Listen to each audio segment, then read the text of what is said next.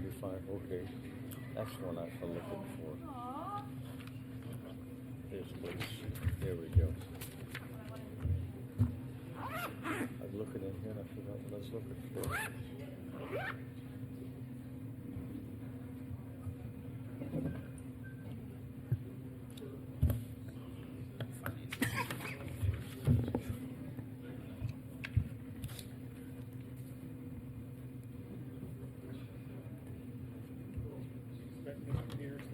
No, he already sent me a message. He can't make it today.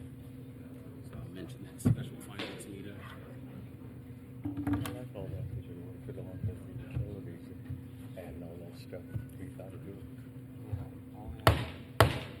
Welcome everyone to London City Council meeting. Could you please stand and join me in the Pledge of Allegiance, followed by a moment of silent reflection. Pledge allegiance to the flag of the United States of America and to the republic for which it stands, one nation, under God, indivisible, with liberty and justice for all.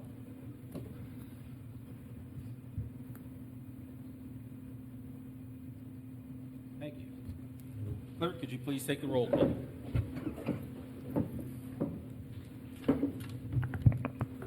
Mr. Eads? Here. Mr. Peters? Mr. Robinson? Here. Mr. Hayes? Present. Mr. Hitt? Here. Mr. Stahl? Present. Mr. Smith? Here. Okay. Glad to see everyone this evening. Has everyone had a chance to take a look at our minutes from the last meeting? Any changes, corrections, questions? All right, all in favor of approving those minutes, say aye. Aye. Aye. Opposed, same sign. All right, communications and announcements. We do have a notice of legislative authority applied for a liquor permit for J. Kalk MAA Foods LLC doing business as Shell Gas Station. So it looks like the Shell gas station has been sold and they want to transfer that liquor license over. Is from Adith Group to the to J. Kalk MAA Foods. Yeah, you're just transferring it to So- the new one. Or was that? Yep. Anyone have any questions or anything on that? All right, all in favor of approving that transfer, say aye. Aye. Opposed, same sign. All right, thank you. On to our audience concerns. All right, first we have Michael Norman. Please come to the podium, state your name, address, and you have 5 minutes, please. Thank you for allowing me to speak this evening. My name is Michael W. Norman. I live at 188 South Oak Street here in the great city of London, Ohio. I am here to voice my concerns about two ordinances, 146-22 and 147-22. They have the possibility of being voted on tonight. I say possibility because while this is their first reading, in the past, council has suspended the 3 reading rule and presented and passed legislation in one meeting. I feel that these two ordinances have not been given the proper respect as potential legislation. I would like to point out that you are having a special finance meeting for the upcoming income tax levy, and the reason for this meeting is there's a concern as to how and what is to be put on the ballot, and if the people will support an increase at all. We have just found out that the people would not support the recent 0.5% increase that would have cost the taxpayers $14 a month. I mentioned that tax levy situation because in that situation the people spoke and 65% were against. And they said no to a new tax that would have cost them $14 a month. So here we are with these proposed ordinances that will increase our monthly BPU budget to $16.49 a month. What's the difference? The big difference is the people are not going to get a chance this time to say no. The fate of this increase is squarely in the hands of the council. You 7 up there setting. The question is, are you hearing the 65% of the people? Are you hearing what 65% of the people are saying? If the taxpayer was not in favor of increasing their taxes and paying $14 a month, how can you as a representative then force an increase of $16.49 a month? But let's set that issue aside. Let's talk about the process in which these ordinances are being put through. When the failed tax levy was brought forth to the council, there was at least an attempt to give details of how the money would be spent. We knew that certain percentage would go to the fire and EMS for funding, while the rest would go to the debt service payment, which explained it would go to 2 projects, a new community center or a new police department. There were maps, there were floor plans, there were project costs for both facilities. There was a lot of information to show us where that money was going to go. So we knew, hey, we know where this money's going to go. And the Gloucester administration did a very good job putting that information in place. They had a package ready for the finance committee and handed it to them, and it was almost perfect to be voted on. Fast forward to June 6th, the BPU shows up to a finance committee and asked for a rate increase to support a $20 million debt service payment. What details were given? This is my perception of what details were given, okay? We were told that $15 million would be used for new construction, which would help attract future development. There was some vague detail of what parts of the city that would happen in, but nothing real specific. $3 million of it will be used for inner city infrastructure, and again, no specific projects were mentioned. And then $2 million will be used to get the East High Street water plant up and going again, or not again, get it up and going.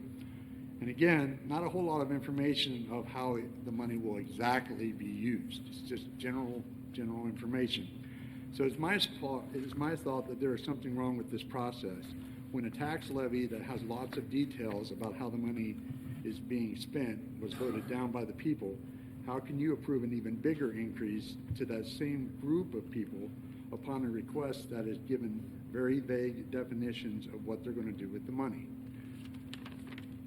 It would be my request that these 2 ordinances be sent back to the Finance Committee until such time that a more detailed explanation of how the funds will be used is presented by the BPU. Thank you. Thank you for that, Mr. Norman. I know that this is our second reading on this evening. We do have representatives from the BPU here tonight.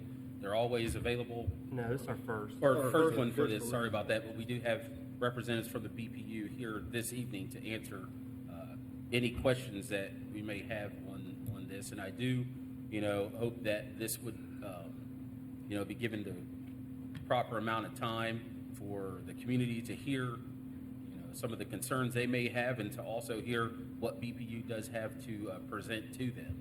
We definitely would not want to pass any legislation that's just going to be put on the people. We definitely don't want to do that because we're here for the people. We don't want to, kind of push them around and tell them what we're going to do without getting their input.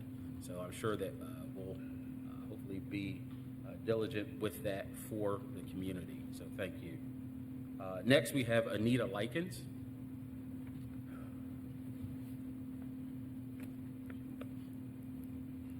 Thank you very much. I continue with my reading. Tonight I'm reading with the Declaration of Independence. And it's interesting, and I will mention this, that I started reading the Constitution and tonight with the Declaration of Independence back in December when Sanctuary City was voted through this council and decided at an early reading not to listen to the public. So it's interesting that we see other things coming through on this. So I hope that by reading Declaration of Independence, I also put my point in that this is the way that our council and our public representation works, that we get the opportunity to say these things and have this public forum. Thank you so much. The Declaration of Independence, the action of the Second Continental Congress, July 4th, 1776. The unanimous declaration of the 13 United States of America. When in the course of human events it becomes necessary for one people to dissolve the political bands which have connected them with another, and to assume among the powers of the earth a separate and equal station to which the laws of nature and nature's God entitle them, a recent respect to the opinions of mankind requires that they should declare the causes which impel them to the separation. We hold these truths to be self-evident, that all men are created equal, that they are endowed by their Creator with certain unalienable rights, that among these are life, liberty, and the pursuit of happiness, that to secure these rights, governments are instituted among men, deriving their just powers from the consent of the governed, that whenever any form of government becomes destructive of these ends, it is the right of the people to alter or to abolish it, or to institute new government, laying its foundations on such principles and organizing its powers in such form as to them shall seem most likely to affect their safety and happiness. Prudence indeed will dictate that governments long established should not be changed for light and transient causes, and accordingly all experience has shown that mankind are more disposed to suffer while evils are sufferable than to right themselves by abolishing the forms in which they are accustomed. But when a long train of abuses and usurpations, pursuing invariably the same object, evinces a design to reduce some under absolute despotism, it is their right, it is their duty to throw off such government and to provide new guards for their future security. Such has been the patient sufferance of these colonies, and such is now the necessity which constrains them to alter their former systems of government. The history of the present King of Great Britain is a history of repeated injuries and usurpations, all having the direct object the establishment of an absolute tyranny over these states. To prove this, let facts be developed to a candid world. He has refused his assent to laws the most wholesome and necessary for the public good. He has forbidden his governors to pass laws of immediate and pressing importance unless suspended in their operations till his assent should be obtained, and when so suspended, he has utterly neglected to attend to them. He has refused to pass other laws for the accommodation of large districts of people unless those people would relinquish the right of representation in the legislature, a right inestimable to them and formidable to tyrants only. He has called together legislative bodies at places unusual, uncomfortable, and distant from the depository of their public records for the sole purpose of fatiguing them into compliance with his measures. He has dissolved representative houses repeatedly for opposing with manly firmness his invasions on the rights of the people. He has refused for a long time after such dissolutions to cause others to be elected, whereby the legislative powers incapable of annihilation has returned to the people at large for their exercise, the state remaining in the meantime exposed to all dangers of invasion from without and convulsions from within. He has endeavored to prevent the population of these states for that purpose, obstructing the laws for naturalization of foreigners, refusing to pass others to encourage their migrations hither, and raising the conditions of new appropriations of lands. He has obstructed the administration of justice by refusing his assent to laws for establishing judiciary powers. He has made judges dependent on his will alone for the tenure of their officers and the amount and payment of their salaries. He has erected a multitude of new offices and sent hither swarms of officers to harass our people, thank you, and eat out their substance. Thank you very much. All right, thank you. Thank you. We appreciate that continued reading of the Declaration of Independence. Next time. Thank you. You know, I've played a lot of football in my life. I've played, high school football, college football, and sometimes when things aren't working the way that you want them to, you have to go right back to the basics. And you go right back to the basics, and oftentimes that's where you can find your solution. So thank you. All right. Next we have Elizabeth Runsom. Please state your name, address, and you have 5 minutes, please. Elizabeth Branson, Branson. 500 Graceland Avenue, London, Ohio. I thank you for allowing me to speak in regards to the Graceland Remont project. I love living in the town of London. I moved in from a log cabin in the country, and I have conveniences I've never had before. I could have moved to any small town in Ohio, but I chose London because of the down-to-earth atmosphere and the friendly country feel. I was even willing to deal with the sign on my entry street of Mariemont which said, "Road may flood."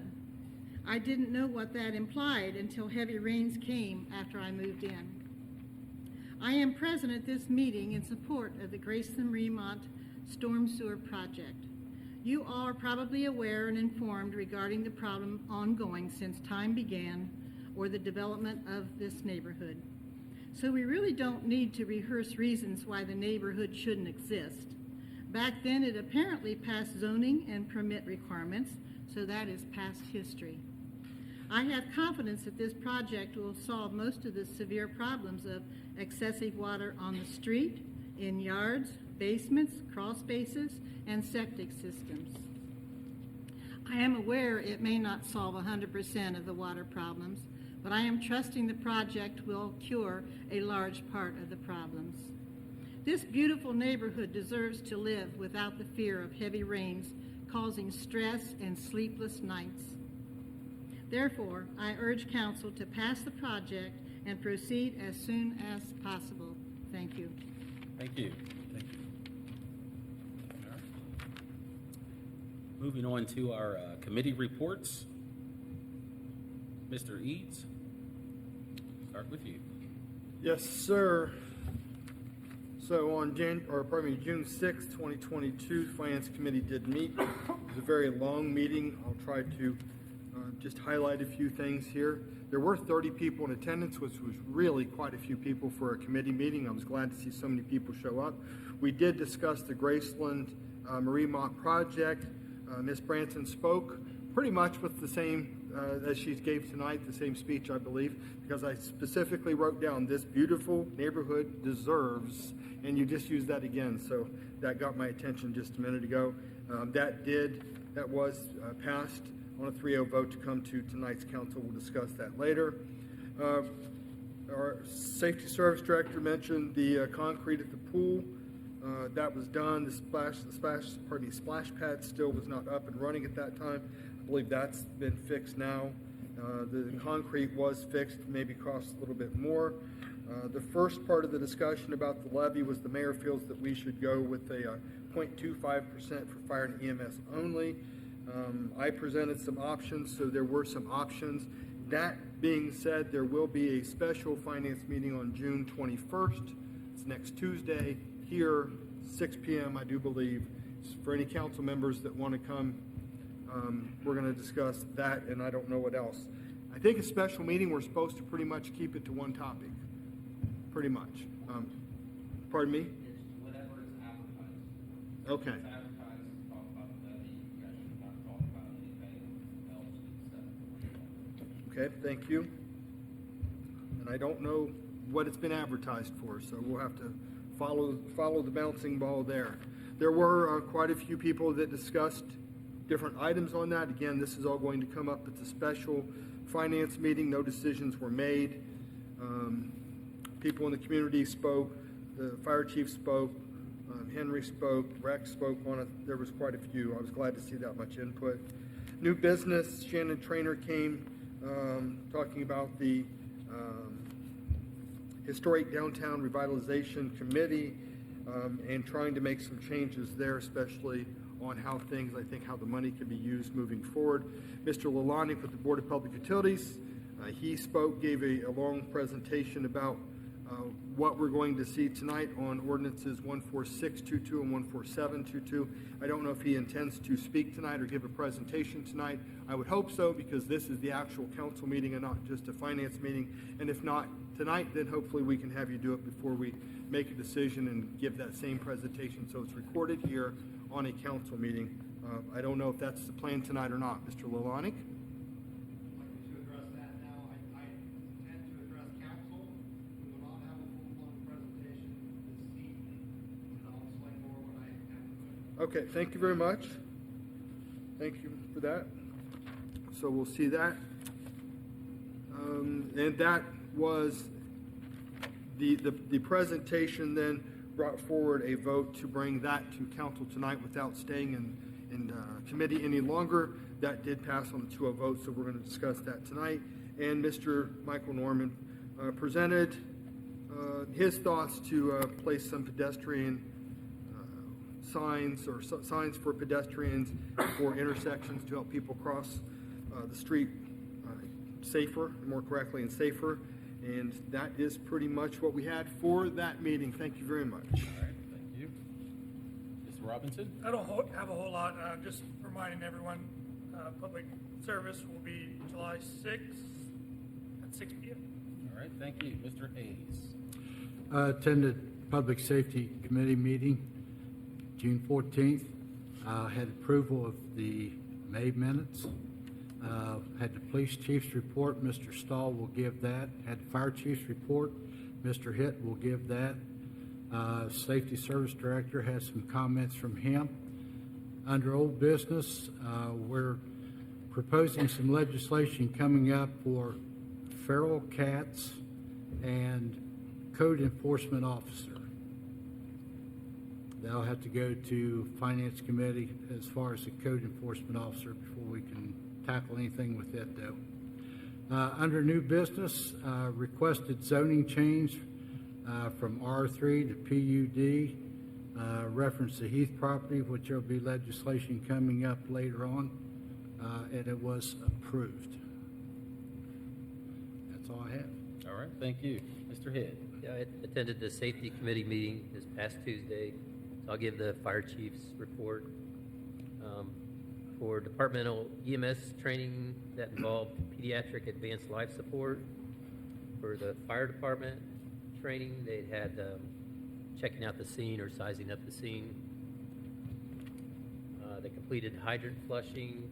They participated in the safety town at London Elementary School. They had flag pull and flag repaired several locations throughout town.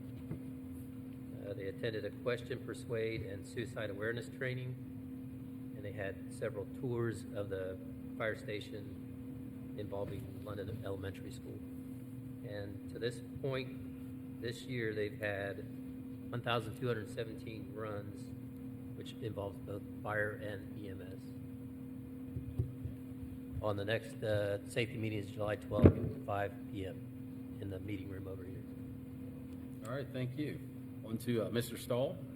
As Public Safety Committee brief from June 14th, 22, they organized along with London Elementary School our community's first ever Safety Town event. It was held over 4 meetings, and each 3 hours each covered several topics for kindergarten and first graders. Approximately 40 children attended. The grant application was submitted for an equipment project under the OCJS JAG-LE funding. The award decision will not be known until late 22. The city cost, if awarded, to be less than $5,000 for total project award just under $20,000. The main focus of this equipment will be a total data capture unit, which is utilizing capturing video of crime, crash, training, and training scenes and events. There'll be future classes held to complete the mandatory 24 hours of training. Andrew D. Myers will be sworn in next week as an officer and start his CBD Basic Academy later in the month. They assisted the London schools with LMS Color Run, second grade field trip to LPD, the LHS graduation, and they participated in the Light Blue Ohio Cruiser Caravan through Central Ohio. Notable events: a pursuit of a stolen vehicle on May 12th at 12:30 resulted in the arrest of a gentleman, 19 from Covington, Kentucky. Crashed a vehicle on Nova Xenia Road just south of on 38. Officers attempted to stop him for reckless driving on West High. Another pursuit of a stolen construction vehicle. A dually pickup was initiated May 19th at 1 on East Center Street. The pursuit traveled into Pickaway, Fayette, and back into Madison County before he lost control during a box into a maneuver on State Route 38 south of the city and was apprehended without incident. Assistance in the pursuit included Madison, Fayette, and OSP unit. The driver of 39 of Columbus was charged with several felonies, was also one in connection to Union County thefts, and had warrants for receiving stolen property in Franklin County. That's all. All right, thank you. Mr. Smith? I don't have much. Mostly everything we'll talk about is kind of on the legislation, and apologize for missing the finance meeting, but I was very under the weather. So, thank you. All right, glad you're better. All right, on to our city official reports. Yes. Good evening, and thanks to everyone for coming out tonight. First thing is, thank you, Ms. Branson, for all the nice things you said, and I completely agree with you. about getting this project moving. And, you guys are able to do what you want, but just remember that every day, the cost of goods and services continues to rise and rise and rise and rise. So, I think the sooner the better on this legislation so we can get this thing in the books, get it locked in, and get it going. I was honored to be a part of the flagpole dedication in memory of Grace Urian at the Coover Memorial Clubhouse the other day. Grace did pass away in 2020, but her memory does live on. She was a wonderful lady if you knew her, and did a lot of great things in our community. I first met Grace when I was helping out with the bicentennial celebration, so we're talking about 2010, and we quickly became friends and would talk, and the story she had and her perspective on things was just amazing. So she definitely will be missed, and I really appreciate them doing that dedication, and it was a very nice flagpole dedication on Flag Day, and a lot of people were in attendance, and it was just a very nice thing. So I appreciate them having me out for that. Last week, I did have the privilege of attending the Mayor's Association of Ohio's annual conference. It was a great conference with a lot of information. Governor DeWine was actually there in attendance and set up for a question and answer portion. So many important topics came up, and I was able to ask about the local government funding that was slashed with the previous administration for the state of Ohio, and just really wanted to see if we could start getting that back reinstated to full funding levels. I know this money could go a long way for the City of London because we used to use the local government fund for straight infrastructure projects every year.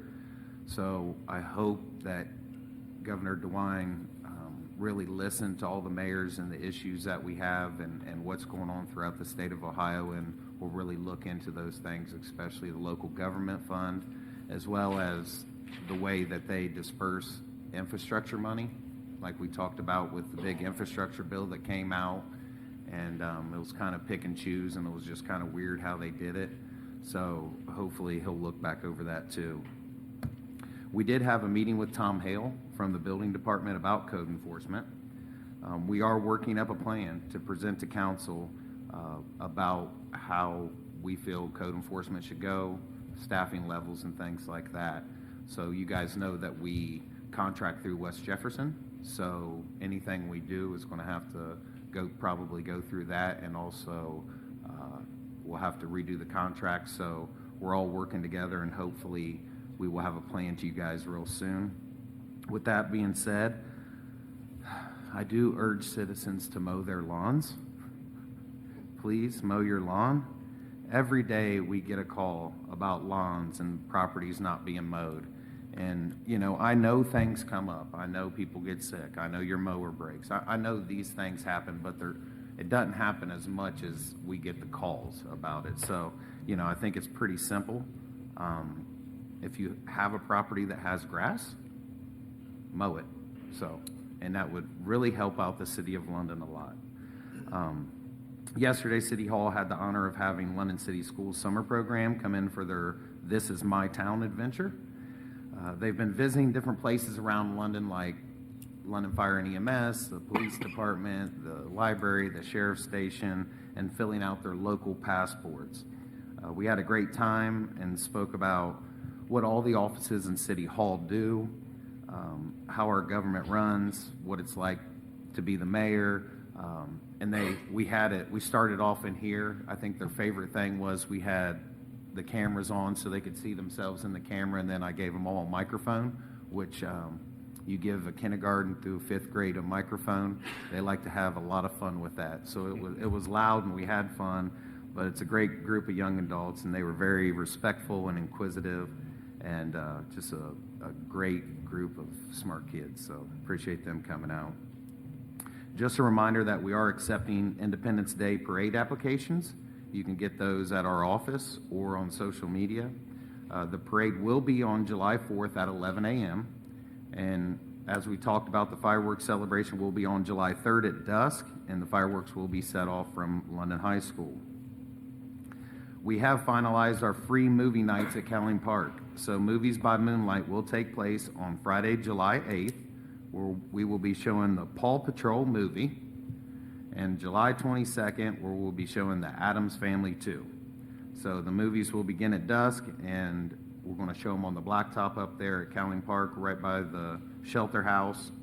So it is a family-friendly, free event. So, bring a chair, bring a blanket, bring some snacks, whatever you want to do. Come out and just enjoy a free movie and with your friends and your family and the community. Tonight we are going to be talking about, or you guys will be talking about, housing development and different things that have to incorporate growth and the growth of the city of London. So as we all know, you guys understand it, we are a growing community, and we need to embrace that growth, because if you are not growing, you are dying. So we have to continue to embrace this growth and do what we need to do to make sure that we're growing in the right direction. So, I see the Pulte group is here, and they'll come up and speak to you guys later, and I know they sent you guys some information, and they're looking to come here and build a lot of really nice homes. So some reasons why growth is good, right? We're talking about job creation. So construction projects, job generators. And we're not just talking about the jobs in the construction industry, right? It brings citizens who are potential employees. We talk about the workforce here in town. We need more employees. We're going to bring more people to our city, and hopefully that could help fill some of the jobs in the community. And we all understand that that is a good thing. So home values. When more homes come into the community, more people will be seeking to move there. So this increases in demand could mean an increase in home value that I believe all homeowners could really get behind. And additionally, new construction also draws new businesses and make it attractive to the home buyers. So such things as restaurants, right? So we've talked to many restaurants, and a lot will come and say, you guys are just kind of right there on the edge. We don't think you have a big enough population, especially being so close to Columbus, that we'd want to come right now, but you're definitely on our radar. When you bring in more people, it's kind of the chicken and the egg, right? So if we have more people here who can fill jobs, and also people with disposable cash, those restaurants and new businesses will really start giving us some good looks and hopefully moving this way. We've talked a lot about tax revenue. So development generates tax revenue for local communities, not just right away, but for decades to come. So, for local residents and people that are already here, that tax revenue will help the community thrive, providing better amenities, helping with the infrastructure, building new parks, and just making the town overall better and stronger financially. Infrastructure. When construction begins in the community, we'll get those questions, and we got those questions about what happens to the roads and with the utilities. Are streets going to be crowded? How will I get to my house now? There's going to be more rainwater in the roads or in my yard. Is that going to happen? Developers want a finished product that's going to be successful, and that means a very careful analysis of infrastructure, so including traffic implications and the storm sewer. So while there might be changes, they're going to review the neighborhood infrastructure and make sure that it is going to make it better, right? Because they're not going to come in and spend all this money and try to get people here if it's going to be a bad product. That's not what they're in business for. And then we talk about a bright future. So no one wants to develop an area that doesn't have potential to be successful. We are successful, and we'll continue to be successful and be more successful. So if you see construction in your neighborhood, just remember, like I said, a lot of thought, planning, and money went into that, because the developers see an area with high potential. Now on to the MOLO fun fact, which tonight is going to be an undisclosed number, because tomorrow is my wife's birthday, and I was going to use her age as my number for my mayor fun fact, but I am smarter than that. So I do want to wish her a happy birthday and just thank her for being such a great mother and wife that always stands by me. So that's all I have. Appreciate you guys. Thank you. Do you have any questions for Mayor? Mr. Mayor, I do have a question for you or Mr. Castle. When you mentioned the mowing lawns, Yes. I know that there's a process. Yes, If someone doesn't mow their lawn, yes. that we have to abide by. Can you explain that process? Okay, yes, because we were just talking about that today, because it's frustrating. well- I wanted to change the process where I could just go out with a ruler, and if it was taller than a ruler, we could just go mow it and charge them for it. Well, and the reason I'm asking Yeah. is, I think it's a cumbersome process. There's probably a way that Yeah. it could be changed through legislation, so it doesn't have to take so long, but I do want to know what the Yes. process is. Yeah, so the current process is that, first of all, we have to know about it, right? So, talking about the code enforcement officer, he goes around and looks. People call in and say, hey, my neighbor's not mowing their lawn.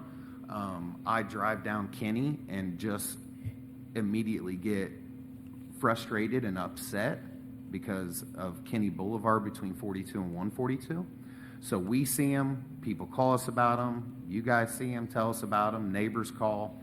So there's different ways we find out about them. So then once we find out about them, we have to go out and then take a picture of it. We have to have proof that it is over, and I believe, how many inches is it? 10 inches. So we have to make sure, prove that it's over 10 inches. And, oh, well, here it is right here. Hey. So it has 10 inches, and then, so then we have to send out a letter. So we have to send out a letter we have to give it enough time through the post office, right? And we know how that works out sometimes with the post office. And we have to give it an ample amount of time to get to the resident. Then we give them 5 days of receiving the notice to mow. Then we have to go back out, so we're talking about, we usually do about 10 to 15 days after we send the letter. Then we got to go back out, check and look. If it's not mowed, then we have to contract with a landscaping company to go mow it and then bill us. Then we send the bill. Then we bill the resident, who most of the time does not pay it, throws it away, and then we assess their taxes for the cost of mowing. So you're talking about, if somebody's lawn is a foot high, we'll just say a foot high, okay? And we're in the middle of summer. Somebody tells us within a couple days we're out there taking a picture. There's 2 days. Then we add 15 days to that. So then we got to find somebody to go mow it. Then they got to go mow it. Landscapers are busy. I mean, we're talking about a 20, 30-day process. How tall is grass getting from 12 inches after 20 days, right? So, I'm just so frustrated about it that I went and we were talking to Jennifer today, and I said, can we just do it where, like I said, we just put a ruler in the yard. If it's taller than a ruler, we go mow it the next day. We send somebody out to mow it, a landscaper. And no, we have to give them notice. And, yeah, we got to give them ample notice to be able to mow it. So, she went and looked at some other people, and we're kind of right in line with what other municipalities are doing. So I don't know how much we can change of it to get it done.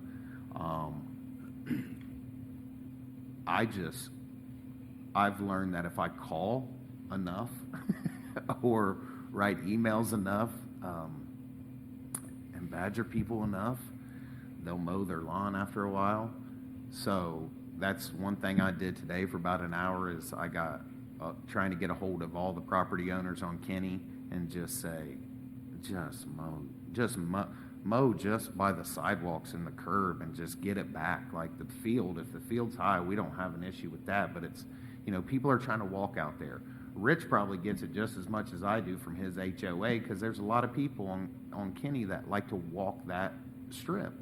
And it's high, there's, who knows what's going to come scurrying out of there. And then they come in and bush hog it, and all they do is put all the dead grass right on top of the sidewalks. And then it rains and it's slick, and it's just a pain. So, I don't know. Shaming people is probably maybe I'll give you guys some numbers and we can just bombard them with phone calls until they mow it. You just charge the person however much the landscaping company? Yes. There's no fee on top of that the city No, would charge? no. In no, addition? No. And that's another thing, is trying to find a landscaper that wants to do it. Because, especially with residential homes, like, out there on Kenny, that's, there's really probably nothing in there. But residential homes, they don't know if there's a big rock in there, if there's a bicycle, a tire, whatever. So they're nervous about going in there and taking their equipment in there and then hitting something, and then for $50 mowing job, right? So finding a landscaper that wants to do it sometimes difficult. And we have been working with a couple, and they've been pretty good. But some of them, we used to have some, and they just said, we're done, because they went and they ran over something and they did more damage than they were making. So, It just seems like if a person's just having to mow once a summer because of all the time involved and charge $50, they're saving money to not have to have someone mow it. you're absolutely right. And It that's seems another like- thing, is that when we go out and we do mow, right? And then the whole process starts right over again, right? It seems like there should be some kind of penalty fee on top of. Yeah. We might be able to do something like that. And I agree, because it's the same people. Oh, every year, it's the same people. I could just send a letter out in December and say, mow your lawn, because I know you're not going to mow it when summer comes around. And it's the same people over and over again. And then we get through the process, and then sure enough, 2 weeks later, they're right back in the process again. So, I'm in talks with Jennifer. Hopefully we can figure something out. I mean, it's like a lot of the legislation that we have, it's like we don't have teeth, right? And we talk about this in all the committees. We have these laws on the books, and then it's just like you said, the people are like, okay, all right, put it on my taxes, I'll pay it at the end of the year, whatever, it's no big deal to me. So, I think I had seen at some point, and I won't tell you who I seen at which town, and they may have been a charter form of government instead of statutory, but they gave one notice, one written notice that they mailed. They came back and they stuck something on the door and said, we'll be here tomorrow, or 2 days or whatever, and it's going to get mowed. And they cut the process down, and in their original written notice is, this is the only written notice you'll get this year. After this, we'll put a notice on your door and we'll mow it and we'll charge you. yeah. So that sped the process up, but that may have been a whole different form of government too. I like that. And here's the deal. If you guys have ideas of, hey, maybe this is how we should do this mowing process, shoot them over to me, Rex, and Jennifer. And because we're trying to work through this right now. Because every year, it's the same thing over and over again, and it is super frustrating. So, Now, this legislation, this is a city ordinance, right, for Mm-hmm. mowing grass? Yeah. So that's something maybe we can talk about in public safety or service? yeah. Service? Yeah, public and that's what I'm service? saying, though. But if you guys have something and you want to shoot it over, maybe we can start building something and get everything kind of, hey, we could do this, we could do that, and see what Jennifer, because she doesn't come to the meetings. So maybe see what legally we could do and have some stuff kind of in order before the next meeting. Yeah, because, and glad to hear too that you guys are moving forward with code enforcement. Because like I said in our last meeting, we definitely need code enforcement if we want to see our city getting better. So glad to hear that there's things moving there, right? When I was on council, council did amend these rules. Back when I was on council, 2 notices were sent out by mail before we mowed, and we got it trimmed down to 1. Okay. So, it's better than it was 10 years ago, or however many years ago it was. But I like your idea. I mean, she said they have to be served a notice, but it's going to take somebody to be able to drop that off. But if we had that and drop it off, they're served and they're ready. There you go, Henry. Code- Go bang on somebody's Code- door, Henry, and just code say, and- you've been served. Code Little enforcement dance officer. move, maybe? I think that's a perfect job for a code enforcement officer, something like that, so.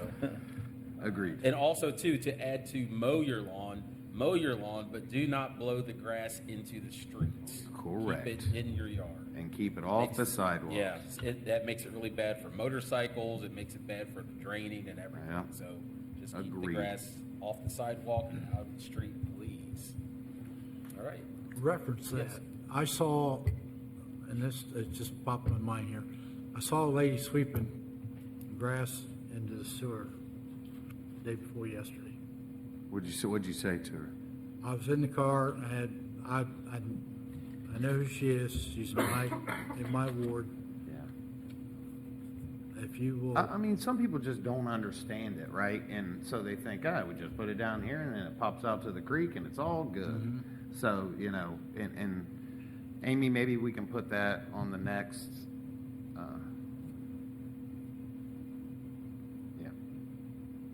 letter. Carol, Site. thank you. All right. Anything else? All right. All right, mow your lawns. Thank you. We did not have any old business, so on to new business. Ordinance 14622, a motion to read by title or number. So moved. Second. Second. All right, clerk, please read the ordinance. Ordinance 14622, sponsored by Anthony Smith, an ordinance amending section 1048.05 of the codified ordinances. So I'll speak to 146 and 147. The mayor was talking about growth, but one thing we have to do is make sure that we look at responsible growth. I know he agrees, but after we got the trash trucks, the trash cans, which I think everybody would knows that's went very well. Our recyclings even went up. We've seen a lot of great things out of that. We saved a lot of people money per month. The next thing we begin to look at as far as issues in London is our water plant that was installed before most of us were here, but it is a problem that we need to fix, and then fixing current infrastructure, and then the need for housing. It's interesting. I always think it's funny when Steve Skaggs is here and think about him on council. I actually purchased Steve Skaggs' house, and he was city council for Ward 3, so maybe when I sell it, maybe we'll continue that on or something, I don't know. And but I remembered then how difficult it was to purchase a house. I think I think Steve had literally put it on the market that day, and we came over and pretty much gave asking. And I remember my realtor at that time was so upset with me that I would not offer more than they were asking. She thought it was absolutely ridiculous. And I think that's been, about 5 years ago? And so we know that London has had a lot of difficulties with housing. And so it's great that we have developers that are wanting to come into London. Housing is I don't know how to call it a crisis, but it's a very large issue. Now with that, though, we have to have responsible growth. So the BPU department, they've done a very good job. They started looking about a year and a half ago of what can London handle. Now we are not at capacity, but we are approaching that limit.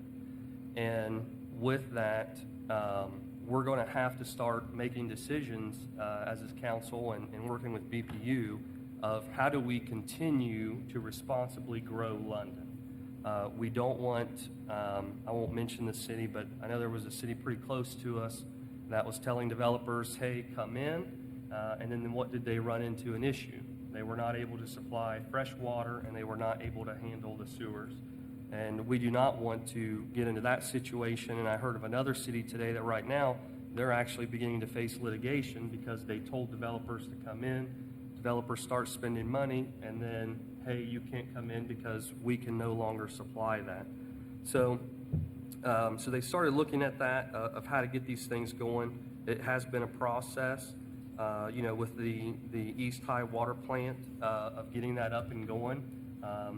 They did a great job. I think council, we've all worked very hard. We've all made a bunch of phone calls.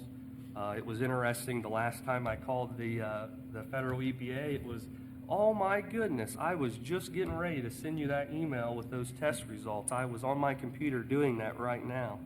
And squeaky wheel gets the oil, and so we all did a good job. We all worked together. Now, what we have found, we know how to fix the water plant, but we have had an exciting development I've talked to you guys about before, of finding water somewhere else and having it piped in. That may even be more cost-effective than looking at the treatments that we've looked at. The good thing is we have options for that. So now with this, with these rate increases, we've had to look at, inflation, costs, things like that have become very expensive. But again, we need to make sure that London is able to grow. I do believe that with cities, I'm a pastor of a church, but it's almost the same exact thing. You're either growing or you're dying. And we do not want London to go into a beginning to die.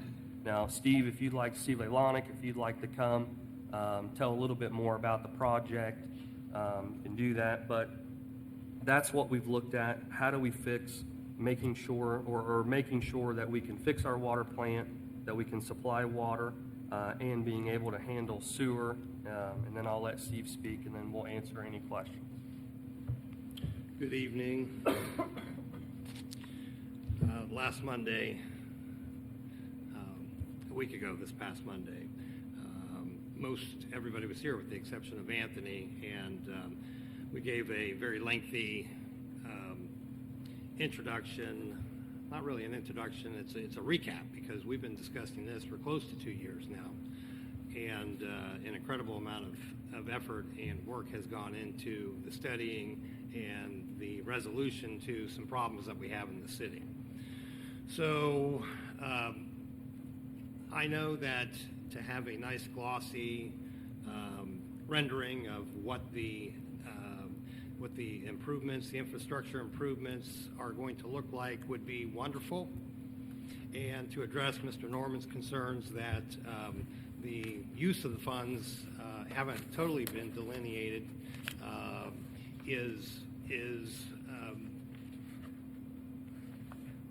I'm in agreement with that, okay?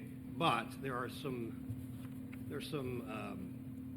concerns that we have, and I'll explain why that is, okay? So we know that we need $20 million. Actually, we need $27 million if we remember the Finance Committee meeting, because both departments, wastewater and water, have about $5 million worth of existing infrastructure improvements that they'd like to see get done. When we did the numbers and did the math, we discovered that's going to be a boatload of debt and a larger increase on the end user that we want to have. And so we came up with $20 million, and the structure is this. $17 million will repair our sewage infrastructure issue with the installation of a new northeast sewer trunk line. And as Anthony said, we're not at capacity, but we're very, very close, okay? Very, very close. And there's 2 engineering firms that have concluded that, okay, with the information that they've discovered and we've supplied them. So although there's no need to sound the alarm bells, I mean, we're limited in what we can do as a city, okay? We also know that housing is critically important. I mean, we still have a supply and demand issue, which I'm sure these gentlemen are going to address here shortly. London is perfectly poised for that development, perfectly poised. And as I cited a week ago Monday, what a great community to be in. And talking to some of the folks that have development land here, they understand that and they welcome that. So we know we need $20 million, 17 for the new projects, 15 for the sewage plant, $2 million to fix the water plant. We did have to delay about 1.5 years via COVID because the Ohio EPA and the federal EPA was closed during that period of time, very limited work. They finally got back to us with a resolution. There is microbiological filtration systems that we can use to reduce the amount of contaminants in our water that we have, okay? So although that's exciting, the problem is that it's only being used in 2 facilities in the country, and they're both in Iowa. So it's a relatively new process. If we went that route, we would have to have the Ohio EPA's approval, meaning a study period of time. That could take 6 to 12 months. The clincher is, besides being another guinea pig for that, is it'd be closer to $3 million to modify the plant and to put in this new test system. So we feel that we can find fresh water, good water, clean water, and pipe it in for a cheaper dollar amount, okay? So that's why we're going this route first. The reason that we don't have the complete package for you, the rendering, et cetera, is because Mother Nature has not been kind to us in the farm community the last couple of weeks. We've taken on more than our share of water and been unable to get in the ground, and you still see farm fields that have not been planted yet, okay? This is highly unusual. We wanted to make sure that the target area that we feel we're going to hit water is in fact where we need to go. If not, we have additional target areas. It just means a little bit more money and a little bit farther out, okay? But we cannot negotiate with the landowner if we can't find water. And so we have to put the chicken or the egg, we got to find the water first, and then we negotiate with the landowner, because it involves a purchase of a piece of real estate, and it also involves annexation. So there are many things here that still are not resolved, but have to be resolved before we can make them public, okay? My hope is by next meeting that we'll have those issues resolved. We have identified the $3 million worth of infrastructure improvements. We have identified those, and I think you all agree they have to happen, okay? One of them, it's about $1 million project, is replacement of the water line on State Route 56, Main Street, from Garfield to the termination line, okay, right at Bluebird or the bowling alley. Why do we need to replace that? If you remember, the reason that we didn't pull this trigger last year is because we had to shift gears and we had to take care of our water issues. We have one working water plant, it's at capacity, 1 million gallons a day, you know. You keep running that hard and then you wind up with a problem like we had this spring. We can't keep running that hard. We owe it to the citizens of this community to have an emergency water resource. Administration, the BPU negotiated with the county to have that emergency water resource, and that is going to be in construction in the fall, and we will connect with the county water as emergency reserves, okay? Our pipe on 56 is not stable enough to not have some complications from that, so that has to be addressed very, very quickly, okay? That involves final cost analysis, and it involves engineer work. Well, that all takes a little bit of time. So there are multiple projects within that $3 million for the infrastructure of the city that we have to identify, have to figure out if it needs engineered, and then bring it back to you in separate form.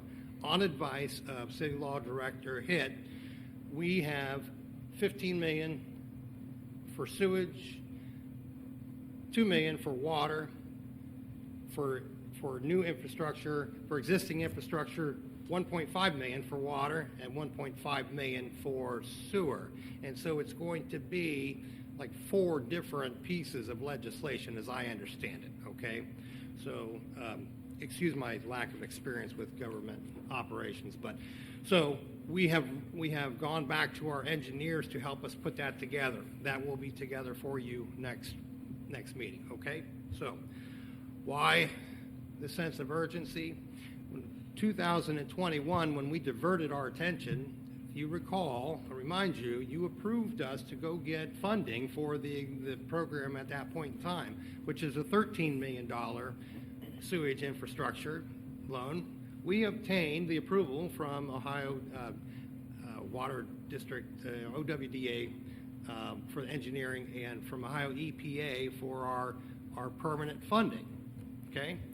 So we diverted attention because we had an emergency with the water. We took care of that water situation. Guess what's happened? $2 million increase in the sewage process alone, the project, okay? $2 million increase, as the mayor said. Cost of goods and services are rising. The engineer, and we get advice from Ohio RCAP, which deals with all of the municipalities in the state of Ohio. Curtis Strickland, he's very, very educational, and he's been guiding us through this process, has given us a time frame. We were supposed to have final approval of this project by the end of June, to be shovel ready by October of 23. Assuming that you all agree with us that we need to move forward with this, and we go 3 readings or longer, then that's going to push us to July or August. according to the construction folks, we won't get into the ground till 2024. So if we've already experienced a $2 million increase year over year, imagine 2024. I don't even want to think about it, okay? So I'm asking that, okay, we keep this process moving forward. We have certain reasons that we can't, as I already alluded to, give real specifics, but as soon as we get engineering back and as soon as we find that water, we'll be as specific as possible, and I think you'll find it's an exciting resolution to a couple of different problems that we have, okay? So right now, the number is $20 million. Now, you don't see legislation in front of you for that construction project. What you see in front of you is the increase to pay for that, the debt service to pay for that. And there's two articles for increases. In the first, since we've been talking about this, and this is 146, right, Anthony? Is a graduated increase starting January of 2023 of $6.49 a month. Or the rate will be $6.49. It's a $4.99 each year. $4.99 a month, okay, each Month year. each year. The ultimate increase, as Mr. Norman stated, will be $16.47 at the end of 2025. So, yes, a considerable amount of money. All things relative, though. If we want to talk about pizza, or we want to talk about the price of fuel, we want to talk about the price of beef at the store. When you get your AEP bill, Columbia gas bill, you pay it, right? You pay it. Those are multi-million-dollar companies, billion-dollar companies, okay? And they operate at a profit because they do. They know what it costs. There's a margin in there for their profit levels, and that includes repairs, replacements, infrastructure improvement. But we get the bill, we open it, we gasp, and then we pay it. We're no different. We're a utility. We're water, we're sewer, we're refuse. But we're not in the business to make money. We don't have large coffers. We're in a business to operate at a level where we can take care of some emergency problems, but other than that, there's no profit center here. So these increases that we're talking about are simply to support our infrastructure. As I stated before, we have about $7 more million. We could probably come up with a lot more $1 million than that, but 7 more with identified projects. With new housing, with new end users, comes tap fees and new customers. Those help fund those existing infrastructure and continued infrastructure issues that all municipalities and cities go through. It never ends, folks. Never, ever, ever ends. You don't build it and then, it's just like your car. It has a lifespan, and, everybody has to put oil in their engines and, buy tires and eventually buy a new vehicle. We're no different than that. So that addresses just what I want to address. I'm asking for this to go to next reading. I'm not looking for a suspension tonight. I too, as Mr. Norman, we want to know every single dollar where it's going, but I don't want this to go back to finance. We have no time to waste here, okay? And so as soon as we get those numbers, and I'm hoping it is by the next meeting that we will have identified every single expense line item, and then we can really get down to nuts and bolts and brass tacks if you would like to at that point in time. I have a number of questions, if you will. First question that just came up, not something I had written down. Both you and Anthony have talked about capacity. We're about out of capacity. I need you to explain, because I don't know that everybody understands. Are we out of capacity because our water plant produces 1 million gallons and we can't produce any more? Are we out of capacity because we don't have the lines for it? Because if we don't have the lines, but we still have enough water, that's good. I believe the sewer plant was upgraded years ago and it had plenty of capacity. So I just want to know what that means. Anthony, I'll address that. Okay. Okay, the water capacity is we have one functioning water plant, Greg, one functioning, and that amount of capacity that it delivers every day is twofold. It is by plant design and it is by the EPA, which dictates, hey, this plant can only pump out this much water, okay? So by both virtues, it's 1 million gallons a day. But I'm telling you, and TJ can tell you, that's running hard, and it's been running hard. And back to the the automobile situation, it's been running at capacity. Hence the reason why many years ago we wanted to put another water plant up. Okay, the sewage capacity is the issue. Sewage capacity. Okay, and so it's not our plant. Our plant has plenty of capacity. We're only using 50% of the capacity with our wastewater plant. It is the transmission lines to get there. That's the problem. That's the huge problem. Well, I would say too, and with the water, like one way I look at our water usage is how high does our water tower, what does our levels stay at? So our water levels, I believe, TJ, it was about 40 feet total is max. Yeah. 40, yeah, so we want to stay as close to that as possible.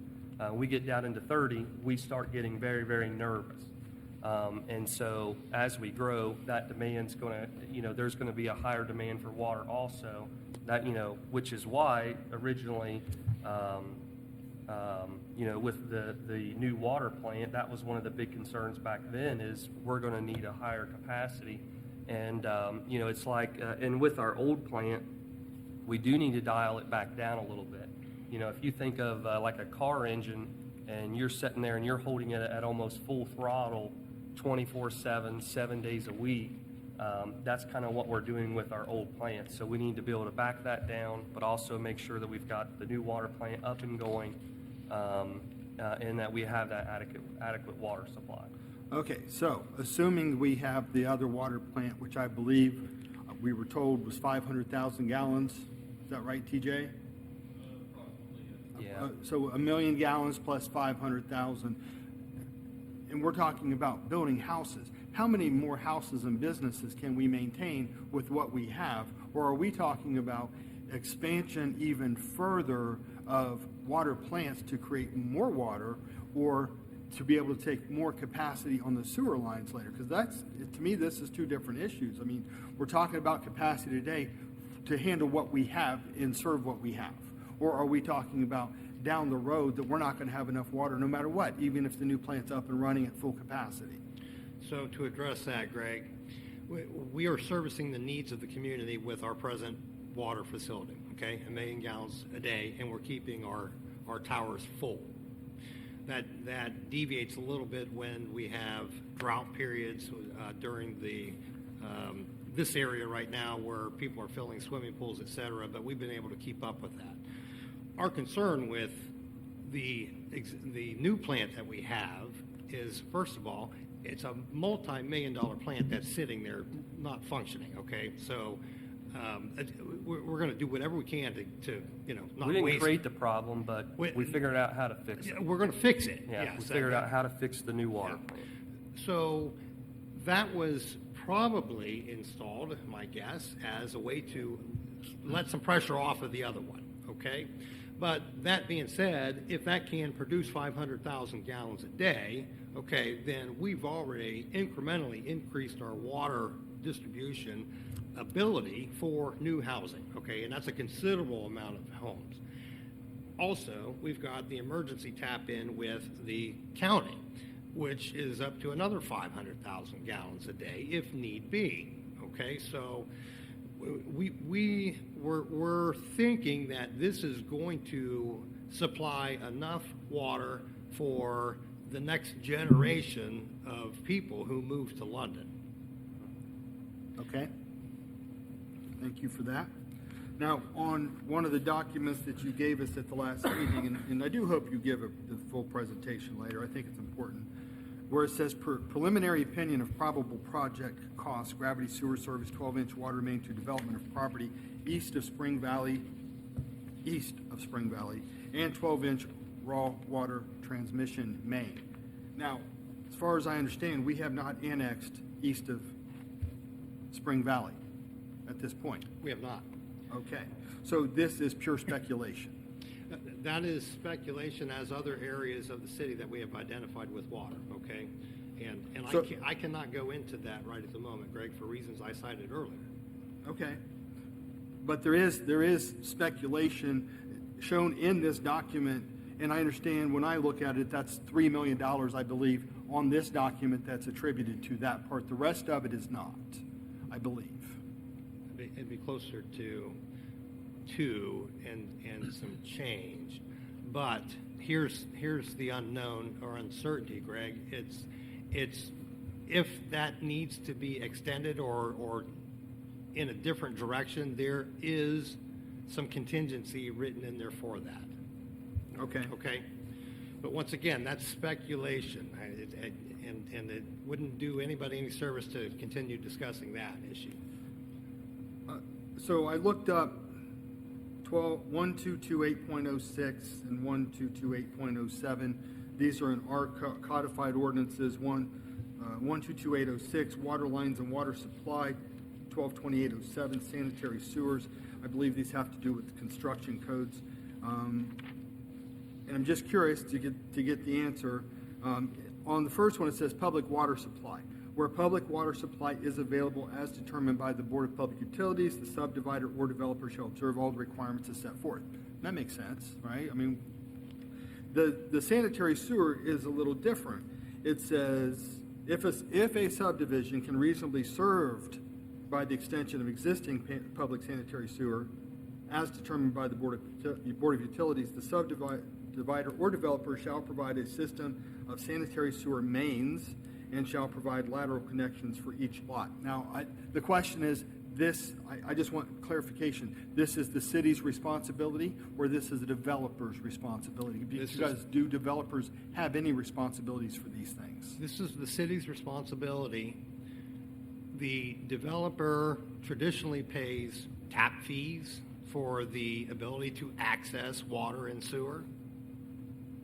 Now, there are varying developments that the developer may go in and do all their own infrastructure, and then the city provides them a tap, okay? But the builders and the projects that have come to us to this point would all be on a per tap basis. Now, that fee, if you and I are discussing the same thing, when people build a home, they have to pay a fee of, I believe, $10,000. It's under 8 at the moment. It is under 8, okay. Well, so that would even change my numbers a little bit, because I wanted to know, is this possible to do incrementally? Because Pulte Homes is going to build 236 houses. If they have to pay a tap-in fee, if I was using $10,000, I could do the math if I need to change it, but that was going to generate $2.3 million. I don't know if those lines are already there. We can talk about, is that infrastructure already there for them now? Or is that an additional cost that we're not seeing here, right? But if it is there, I'm going to assume it's there, that they can tap in when homes do get built and they pay for that fee. Can that money then be set aside and used for further construction instead of taking on this big loan, do it incrementally as we go? Because it's going to take years to develop these things, I believe. Can I touch on that? Yeah. Greg? Or Henry, thank you. So there is a line that goes through the property that Pulte's looking at, okay? So they're going to tap into that, and they will build their own infrastructure out from those lines. Now, when you talk about using future money to help with the expansion of the sewer line, I don't really understand how that could even be possible, because then you're going to back yourself into a corner to where you're not going to be able to pay your debt service. Their project's going to take 8 years to complete. Their project will take 8 years to complete, okay? So they're not even going to probably break ground for a year, okay? So now we're talking about, so they'll get tap fees as they are selling homes. So it's not like they're going to come in and pay $2.3 million, unless that's what you guys want to do. Just come, okay. So they're not going to come in and pay $2.3 million right up front. They're going to do it incrementally as the houses come in and people are buying the lots and they're building out the lots to spec for their homes. So, you know, and then all homes are speculative, right? So you never know when something could just happen and maybe nobody builds for a little bit, right? That happened in '08, you know, hopefully that doesn't happen to us again. So to say we're going to use, you know, this developer's money to pay this loan and this developer's money, I think that's just bad business, personally. Well, I don't think we're using their money, it's just as you get those tap-in fees, it goes into Let me the address coffers. that, Greg, and thank you, Mayor. Take the East Trunk Sewer project. It's a closed-end system that traverses so many thousands of feet, okay? There's easement issues, there are engineering issues, it is a project that has to be started and completed. You can't add sections of pipe as you go along. It has to be completed, okay? So to answer your question simply, the project has to be done all at one time, okay? Now, but I'm going to just piggyback on that. If you could see the infrastructure that we have in place in some sections of our city, we have on our water lines, for example, we've got 8-inch lines going into 6-inch lines, fingering here, and then going back into an 8-inch line. I mean, just it seems that you know, whenever we build out a new section or we needed to replace things, we threw in whatever we thought was the flavor of the day. And so what we've got now is we've got a problem, like in the Main Street line, that is the wrong size, and it is a pipe that doesn't suit our purposes. So the design here with this east side trunk sewer will set up this city not only for your generations, but for future generations. I mean, this is, and I'm not saying it's going to be overbuilt, it's just being built right.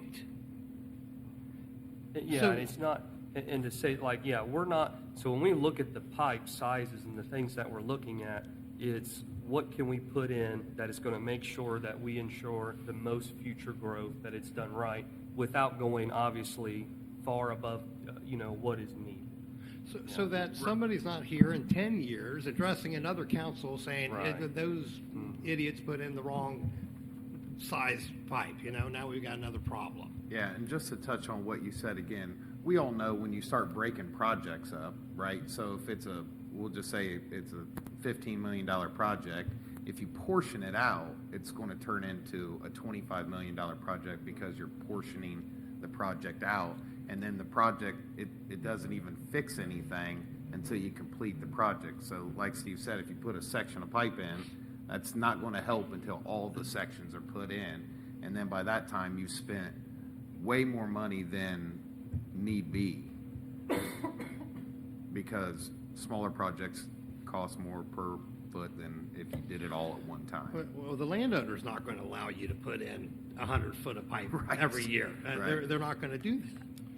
Well, I'm not going to debate the point other than to say that we have city limits. We had pipe to that point. We're talking about expanding that for future. You have to do some things incrementally because you had city limits here and then they've expanded. You have to do that. So, I mean, in the course of time, it does get piecemealed and has been piecemealed, but I understand that. I'm sorry. Well, this is an increment. What we're doing is an increment. It is an increment? Yeah, it's just like what you said, taking it up to where the city is annexed. That's what we're looking at doing. Yeah, We're doing that we're exact going to thing. stop there, and then if Right. something happens, And it's really where the original thing was drawn anyway, because we have to be able to go over somebody's property, right? And we have been working very closely with them of where they would like us to go, where they would not like us to go, because there has to be an easement, right? So we got to stay kind of in that back corner when we run this thing, right? So this isn't, and the expansion isn't just we're expanding lines to different places. It's that we're expanding the lines, the size of the lines. That's what the project's main focus is. And then we're going to set it at a place that if there is more growth, then we're ready for that. Like Steve said, probably maybe when we're all gone, who knows? I mean, it just depends, right? Future generations. Couple more things.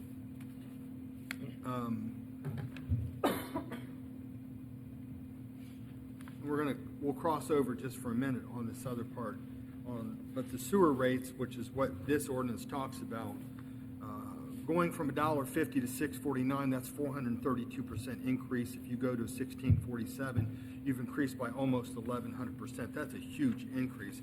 You've said, and I just want to clarify, this is to pay debt service. It's not to run what we have, because we're at least breaking even at that point. We're not going broke with what we have. This is just to pay debt service to do this project moving forward. Yes, debt service. Now, the last ordinance for a sewer increase, I believe, was 2013. Well, here's the other thing too, is you could say, well, it's a 400% increase. Well, the way that we have to structure the increase, okay, is how are the bills going to be paid? It's 70-30%. So 70% of the project has to come out of sewer, 30% has to come out of water. When we first looked at it, we didn't even look at raising sewer rates. We were just looking at raising the water rate. Well, we can't do that because 70% of the project has to come out of sewer. So to say that it's 400% is kind of like a red herring, because we could have taken out of other accounts, but then we wouldn't be able to pay those bills. See what I'm saying? So it's going from $1.50 or $1.50 to $6.49, and I understand that. But we could have, if the accounts were not set up that way, and honestly, I wish they were not. You talk about math, figuring out first of all the numbers we have to come up with to get the money to cover the debt services. Then we had to figure out how to get the money out of the accounts once the money came into the accounts, and it had to be 70-30. So that's the only reason that it comes out of sewer, and sewer goes from $1.50 to $6.49 to $11.48 to $16.47, is only because 70% of the project of the income has to be going out of the sewer department. We can't take money from water and then use it to pay for things that sewer is purchasing. So that's all that is. Okay, thank you. I didn't know that. Yeah, sure. Sorry, I didn't mean to seem aggressive. No, that's My okay. sinuses, That's my okay. medicine, I apologize. And then just to, you had mentioned the debt service, Steve, at the finance meeting was going to be $75,000 a month. Yes, At sir. At that time. At that time. Okay. And I know we're going to cross over here because for some reason, I had the number of about 3,800 meters. If we have 3,800 meters that are going to pay almost $15 more a month, it's going to generate somewhere around $57,000. The rest of that was coming from the large meters that you expect to put in place. Which is ordinance. Yeah. It's the yeah, next I know ordinance. it's the next ordinance. I'm going to let you sit down and not bug you after this if I cover this now, because it all kind of goes together. Because there's a big Gap. well, there is a big gap, but I mean, it's a big loan amount for $75,000 a month, and how that gets paid. And I just wanted to address that while I was thinking about that. And I appreciate the fact that you are also asking that this does not be suspended the rules tonight, because there's a lot of things that need to be covered by the public. And this is really, for a lot of people, their first chance to hear any of this. Understood. Understood. And, we can take I don't want to take 6 weeks or 8 weeks. I don't want to do that. But I want everybody to thoroughly understand something that we've been wrangling with for close to 2 years, you know, and so council got a chance to understand a little bit of it last year, but still now we're resurrecting and it's $2 million more plus the water project, right? Plus some infrastructure. Here's what our risk is by continuing to delay is not only the cost of materials, which will continue to go up. Every engineering firm that I've talked to, and I'm sure these gentlemen can tell you that it's, you know, costs are going to be more expensive next year than they are this year. But the Federal Reserve just raised interest rates 75 basis points yesterday, okay? And so that has an impact on our borrowing rate. And so that's going to make things more expensive still. So $75,000 a month debt service may be $80,000 a month debt service. And so now we're going to have to scramble to figure out how to do that. I would hate to see if we couldn't get something in place, you know, in the next couple of months, because all guidance from the Federal Reserve is that they're going to keep hitting that thing, and end of year it's going to be high. So case in point, you know, 4 months ago, 30-year mortgage money was 3%. You could get that the last 2 years all day long, 3% for 30-year money. It's 6.05 today, 6.05. I mention that because our costs, our city costs, our end user costs are all impacted by that, you know, all impacted. It is what it is. Hey, thanks for answering my questions. I kind of put you on the spot here. I appreciate it. I'm sorry about that. But I was thinking about these things since the finance meeting and just made some notes. Thank you much. All right. Any other questions? Mr. Leilanic or BPU? Or Anthony Smith? Yeah, so, and then I'll go into the next legislation. Oh, well, we'll have to call that. Right, well, yeah, and I'll explain more into the rates, so I just recommend, I don't think we need a motion, or I can make a motion that we leave this on. Yeah. So then we'll just move on to the next ordinance. Okay, thank you. Thank you. All right, on to ordinance 14722, a motion to read by title or number. So moved? So moved. And a second. All right, clerk, please read the ordinance. Ordinance 14722, sponsored by Anthony Smith, an ordinance amending section 1042 of the codified ordinances. Excuse me, guys. So this is the part where BPU, so when we sat down, we figured out, okay, we need $75,000 a month. Then it becomes a numbers game. How do we make that happen? This is the business part of it. Most of this section here will be part of the 30% that funds the water and the water repairs. And so this right here is estimated to generate $22,174.43 per month. And so you were emailed the sheet that showed what the rates were and what they'll be raised to. We looked at the business's accounts. I can tell you, so what we had to do is we had to do it by meter size. The good thing, we looked at the 1-inch meters. You know, we tried to take into account, you know, how is this going to affect a business, and what businesses is this going to affect? You know, are we looking at our businesses downtown Main Street? Is this going to be a large increase on them? The good thing is, looks like no. It looks like none of them. There are currently 65 accounts that use a 1-inch meter size, and none of those are like our small businesses, Mabes, places like that. I believe Mabes is TJ 3/4. Yeah, you know, is only 3/4. So, and then we did a progressive rate by the time, you know, to inch, inch and a half, 2-inch, 3-inch, 4-inch, and then 8-inch. I believe they make a 6-inch, but we just don't have anybody that has one. They don't make a 5 or a 7. Is that correct? Yeah, they don't make a 5 or a 7. There's just a 6. The 8, that is the new one that's going in, I believe, up by Bluebird. Correct on that? Yeah. We've never had an 8-inch before, and so with the ordinances, because there's never been one, BPU does not need our approval to establish a rate. They only need our approval to increase it. And so they're looking at doing that and these are the base rates. Okay, so I also want to clarify that too. So these are not numbers that are going to be dictated by flow or things like that. This is the base pay whether they go above their minimum, or I guess it would be maximum amount of water. If they continue to use more than that, this is the base of it that makes sure that we cover. To go and to answer maybe what Greg had a little bit too, at the end of the 3-year, once we get to the 1647, that would put us at generating $57,918.93.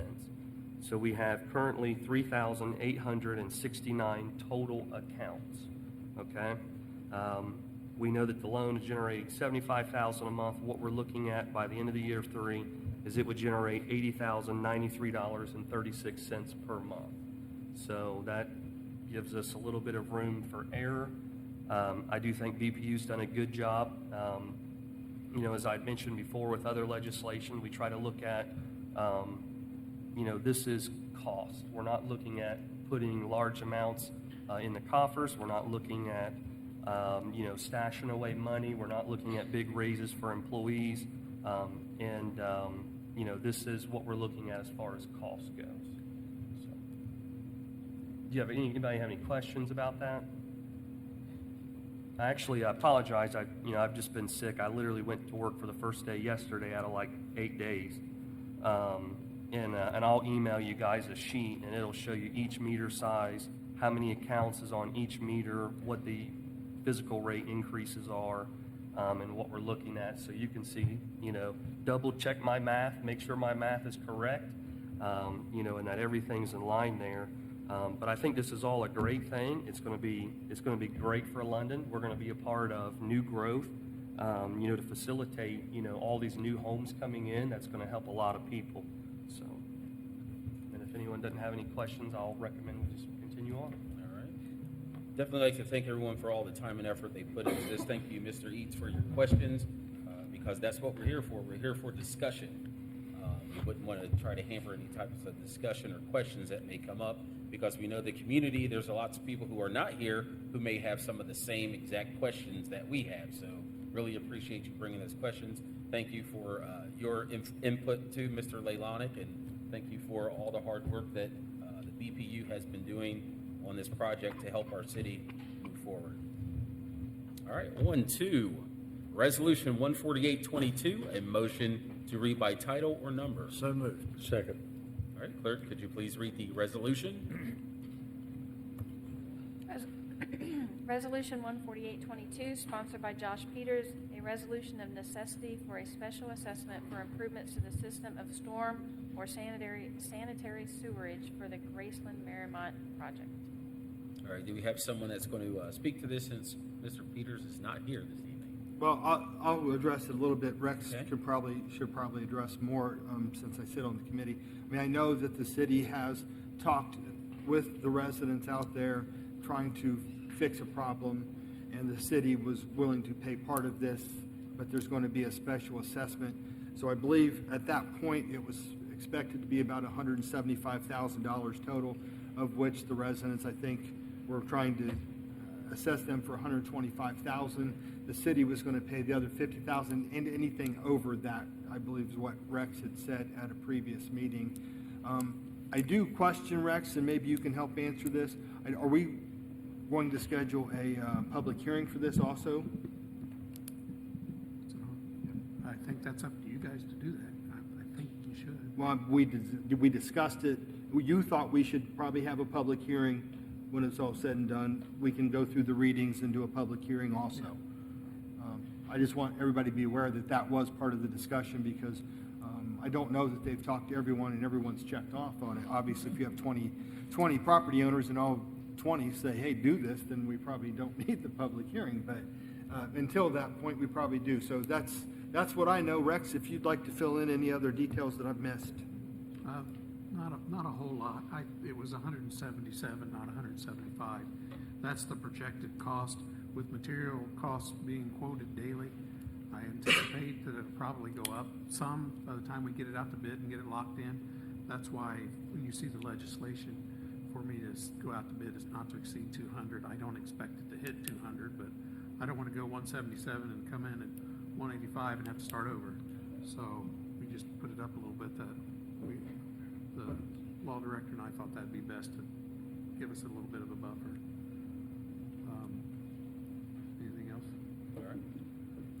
any other questions on 14822? No, do you want to schedule a public hearing? Let's see here, yeah, we could schedule a public hearing for that. We need, what is that, 30 days out, 20? Should be 21st ought to make it, I think. July, right? Pardon me? The second meeting in July should give July, you your time. let's see here, 21st? Yeah.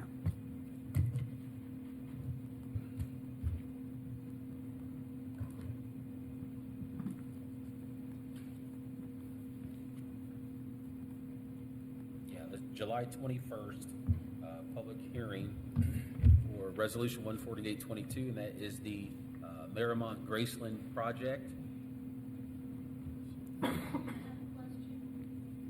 Will that be, will the neighbors be notified by you people on that hearing? That hearing will be posted in the paper. It won't be mailed, anything in the mail? Is there anything additional that goes out to the actual residents that it affects?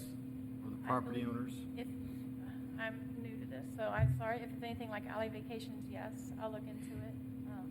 Okay, so the clerk will take a look into it to see if every resident will receive a notice of that public hearing. Elizabeth, I don't have a problem with mailing it. We have that list, I think it's 20-some on it, so I'll make sure they get mailed. You did notify them about the other meetings. Yeah, so I'll make sure they do, regardless of what the code says, I'll make sure they get mailed and notified about it. All right, so that would be the details on notification, but I know that will be posted in the newspaper as well for that public hearing. Let's see here, that is on 7/21. So also, I think this is discussed in finance. If the property owner moves, the new property owner would accept that assessment of taxes, special assessment. All right. Anything further on Resolution 14822? All right, 2, Resolution, got it covered up here. Is that 14522?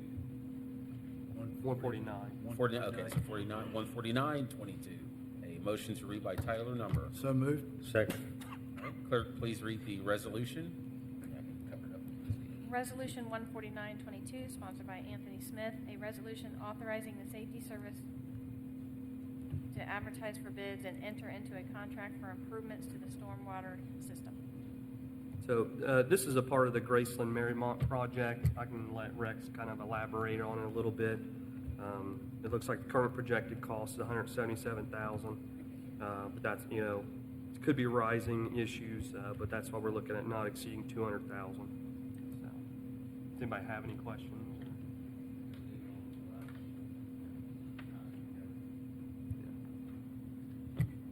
All right, no questions? Okay. 2, Resolution 15022, a motion to read by title or number. So moved. Second. All right, first and second. Clerk, please read the resolution. Resolution 15022, sponsored by Josh Peters, a resolution increasing appropriations.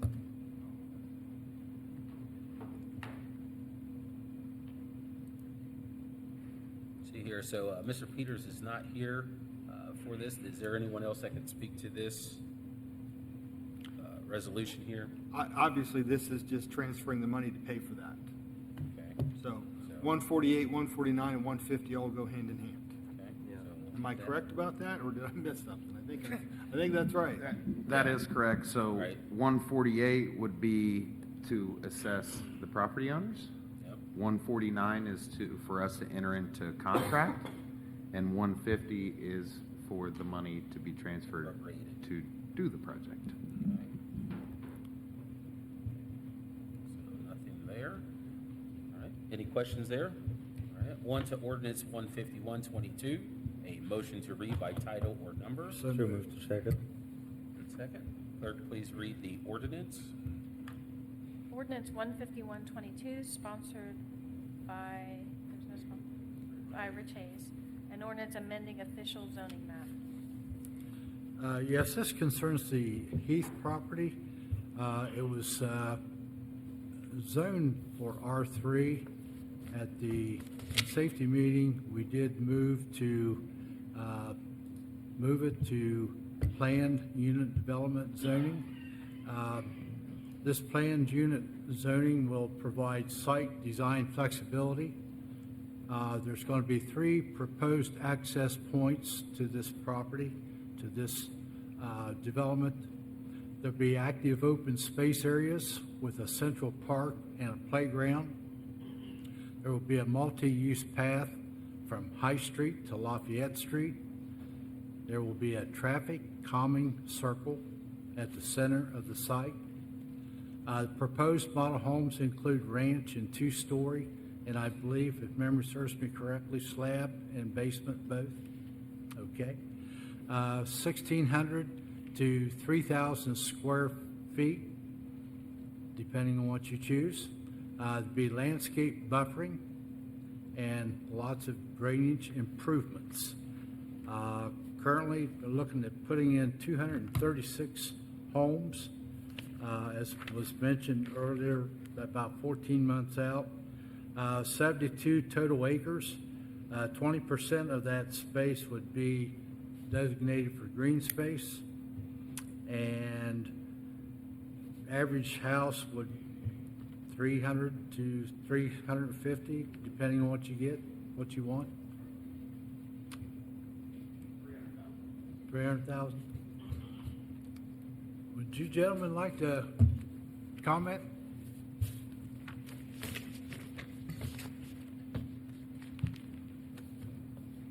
Does anybody need a hard copy of the presentation? I think we do. Okay. Hard copy. Thank you. Okay. You didn't want- Yeah, You can give one to me we later. don't Oh, have you those.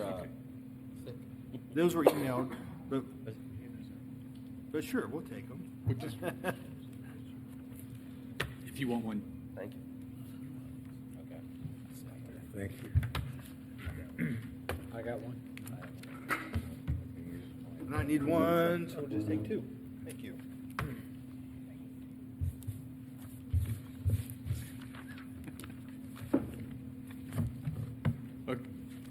Good evening, council members. Appreciate the opportunity to be here. My name is Jim Hills with Pulte Homes of Ohio. We appreciate the opportunity to present our proposed plan for the Heth property.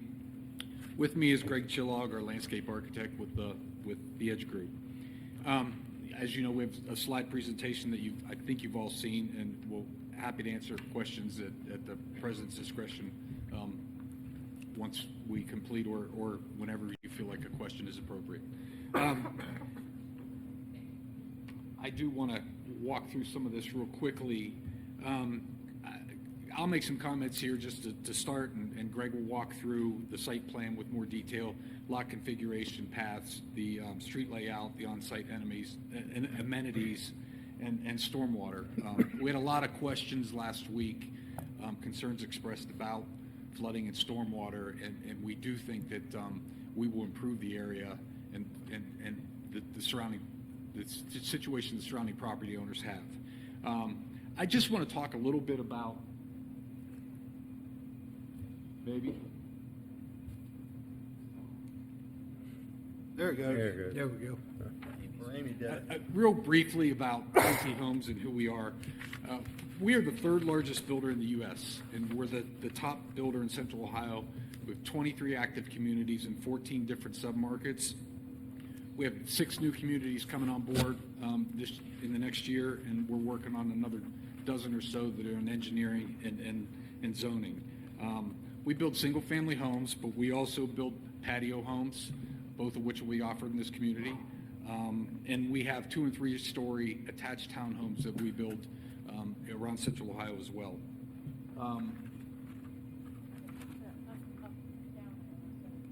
First time I've ever used one of these. Okay. In terms of, we are a national company, but we operate locally with our own autonomy. We have over 120 employees in Central Ohio. And while I do want to say, while we create home ownership opportunities, we also understand that we have an impact on existing residents, particularly in this case, and we really want to be good neighbors with the community, and specifically with the surrounding property owners. when we designed this site, and Greg will get into more detail on that, we really looked at how it was going to impact the existing property owners. And I thought we had a lot of good dialogue last week with the property owners in terms of we will provide them more details. We will be more engaged with them as we go forward. As our engineering gets more detailed, we will be able to answer more questions. There will be drainage around the site, and I'm going to let Greg get into that in more detail. But you've seen these models, but I just kind of wanted to walk through what we'll be offering. Is what's mentioned, 1,600 to 3,000 square feet. We're offering 5 models that we may add to that down the road, in providing maybe another model option for the ranch home in particular, something that has become very popular. But that square footage was the base square footage, 1,600 to 3,000. When this community is built out, it'll be an investment of about $82 million total in real estate value for this community. So I want to say, as it relates to this site, the site's amazing. Very rarely do we get a site like this. We're typically dealing with, something out farther where we don't have the access we have here to the water and sewer. It's right on the site. Our buyers will be able to have access to all the amenities, grocery stores, shopping, restaurants. They're all right there. And not only will they have it be in close proximity, but they'll be able to walk or bike to them, which is not something that, again, we build too many communities where that is an offer, and we will sell that, and it will be popular. As I'm sure you're aware, the site is already zoned. We're just changing the zoning to give us more flexibility in terms of what the site could look like, and I'll let Greg get into more detail about that. But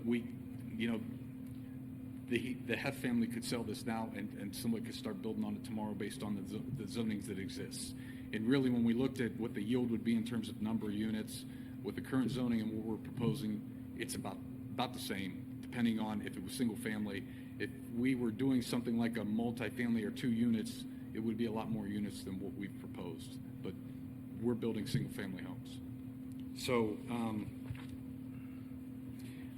one more thing I just wanted to mention real quick, and as it relates to drainage, we must meet all the modern subdivision regulations, including stormwater regulations. We have to control the water that comes off of our site. We have to keep it there. And I think that will provide a better condition than what currently exists there right now. So Greg's a lot smarter than I am. He's going to provide some more details and an overview of what the site looks like because he designed it. He deserves all the credit. So I will turn it over to him. Thank you. Thank you.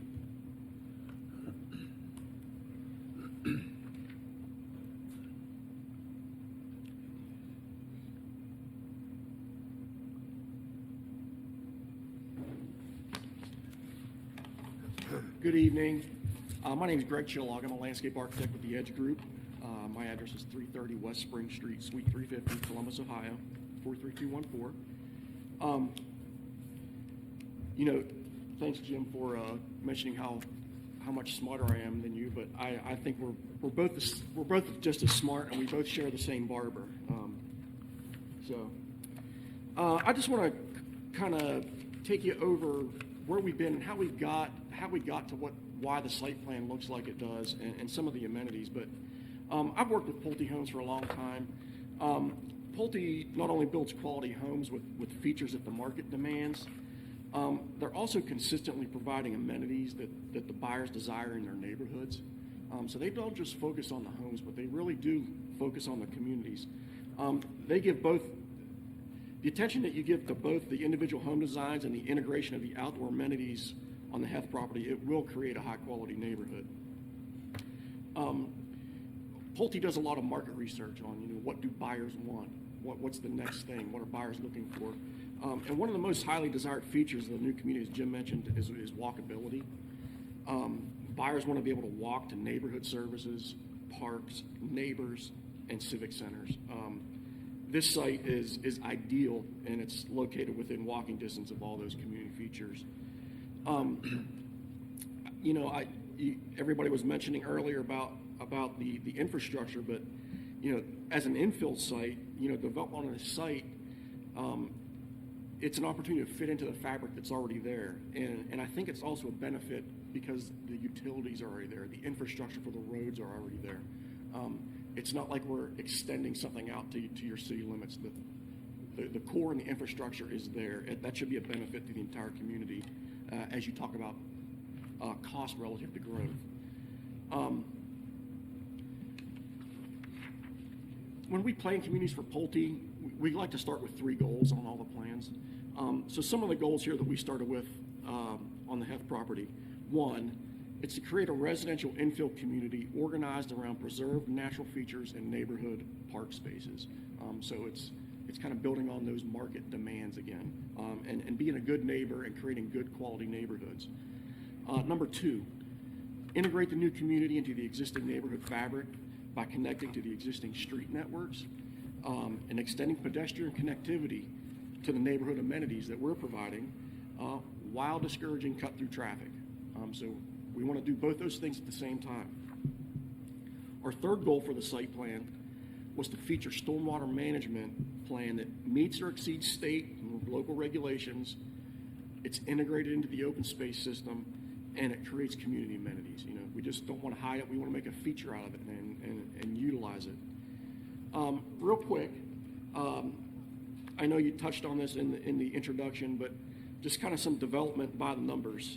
The site is plus or minus 73 acres. The total units on the site are 236 lots. We're proposing 2 different size of lots. A 52-foot wide by 125-foot deep lot. There's 171 of those. And a 62-foot wide by 125-foot deep lot. There's 65 of those. We are providing, as mentioned, 14.6 acres of open space. That's 20%. And just incidentally, the 236 lots is very similar to the yield that we would get with the R3 zoning on the site. However, the open space would be double of what we would be required under the R3 yield. So that's one of the benefits of going to a PUD. It gives us the flexibility to adjust lot sizes, adjust some configurations, and create those amenities again that we're talking about that the market wants and people want to move into, namely the open space and the open space network.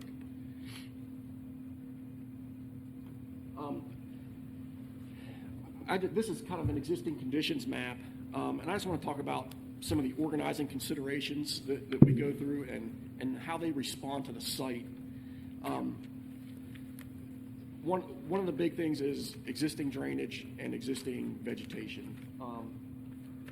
Existing drainage through the site kind of flows to the center here, and it outlets here along High Street. We do have some existing vegetation, some existing trees, existing drainage ways in that area. Those are things that we want to utilize to create amenities for the site. Some of the other constraints that we might have around the site that influences the way it looks is the adjacency to other neighbors and lots. And so what we want to do is we're going to locate open spaces and larger setbacks and our larger lots in those areas. So in these areas around these neighbors, we have lots touching us around here and around here. We've paid special attention to locating open spaces there, providing our larger lots along those neighboring properties. And then another constraint on our site is it gets really narrow right here. It's narrow, and there's what appears to be a direct street connection that was intended to come through here. And so essentially splitting the site into 2 halves, an east half and a west half. And that's kind of how we approach the development, is there's an eastern development pod and a western development pod.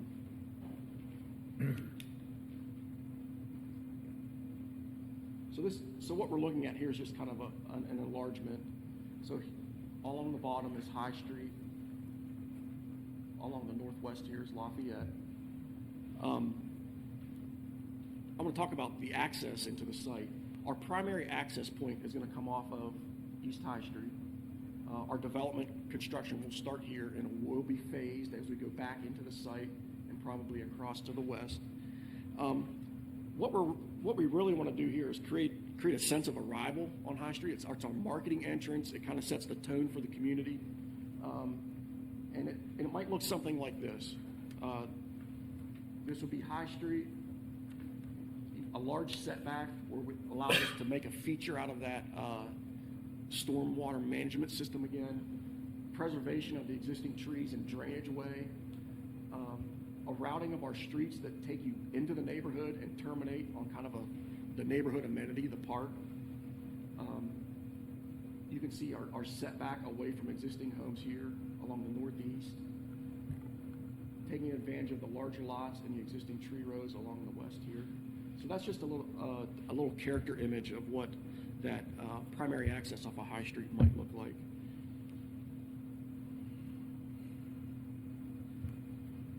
Our secondary access point really is off of Lafayette via Cambridge Drive. It's here. It's not really directly on Lafayette, but there's an existing drive, Cambridge Drive, that we look to extend into the site and through the site. And what we anticipate happening here is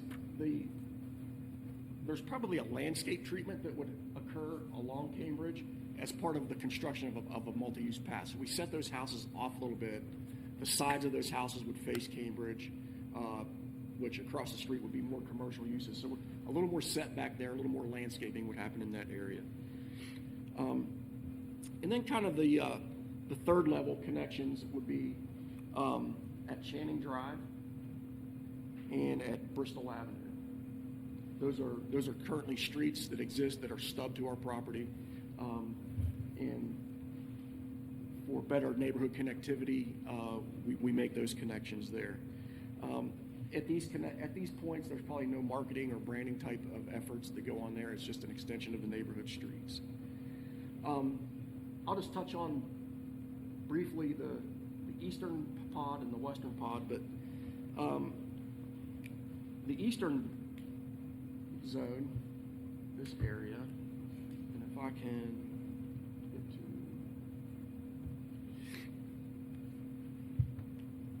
this is just another slide here that shows kind of the entrance experience off of High Street, a little more detail, entry feature, pond, homes that face the street in the back, the preserved trees and stream or drainage swale along the east here. This is a view of the Central Park in the eastern pod, eastern development zone. We think this is a big community identity element.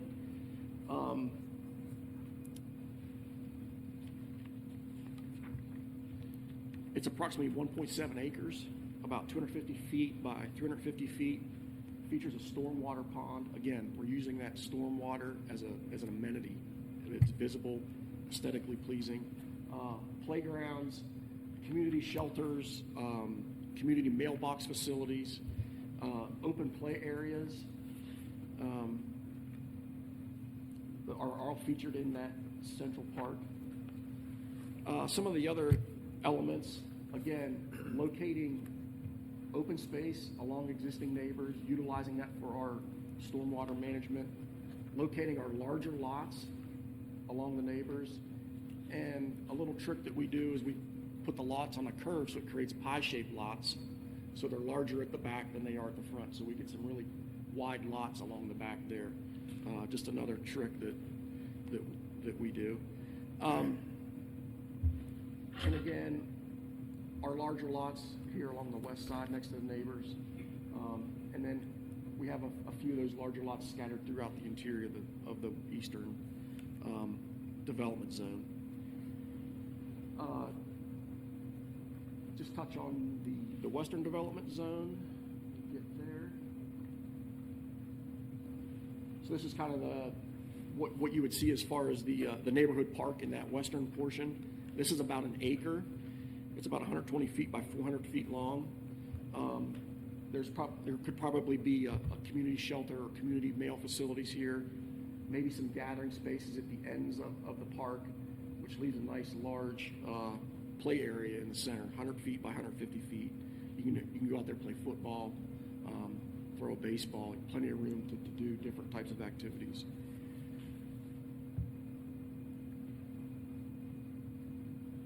Again, in this zone, we're locating our larger lots along the perimeter next to our neighbors. And again, we use that trick of putting the lots on the curve to create the wider, deeper lots on the ends. And I also touched on a greenway pass along the eastern edge of that pod, which would carry the neighborhood path systems through from Lafayette to High Street. I want to touch on briefly, kind of that neck, the narrow area of our site. I'm just going to kind of describe this as kind of a central green space. It's kind of like where east meets west. Everything comes together here. The development pods, the pedestrian connectivity, the vehicular streets. And so one of the features that we've done here is we're trying to locate, in an effort to prevent cut-through traffic, to slow people down, would be a traffic calming device or a traffic calming circle. Probably a lot smaller than what you would think of as a modern roundabout. Those are designed to efficiently move traffic. We're trying to inefficiently move traffic, if you will, to slow stuff down. But the open space in this area, in contrast to what might be at the entrance and the neighborhood parks, would be more natural in character, I think. Incorporating some dry retention ponds and some wet retention ponds in those areas. And then this map just basically shows the layout of the open spaces throughout the site. That would be the green areas. And then it shows the pedestrian connectivity. The sidewalks would occur on both sides of all streets. And then we show a multi-use path that extends along this corridor here, and then from High Street back up into the Central Park. So that was maybe a little longer than I intended, but I wanted to give you everything on the background of what goes into planning these sites. And it's just not the houses that Pulte's building. It's the community amenities and their approach to really providing something that I think is valuable to the City of London. I'm available for any questions as far as site. Thank you. Thank you. Any questions? I understand that you don't put like the same colored houses right next to each other. They can be, you try to vary your colors. Well, we monitor that two ways. We have a diversity chart that we use for every community. So in addition to colors, we also diversify models and elevations of models so that you don't look down the street and you see the same home on every lot. So yeah, now we also have to cater to our customers and what colors they want. It's a little tricky, but at the same time, you do see a lot of white houses these days, but we want to make sure that we're presenting a diverse community based on the houses that are in the community as well. We presented 5 models. Those models will have each model will have 6 or 7 different elevations that we'll offer inside the community as well. Any other questions? Yeah, if you don't mind, whether it's you or the mayor or somebody else that's been through the process, can you explain the difference between R3 and a PUD in that, what it does?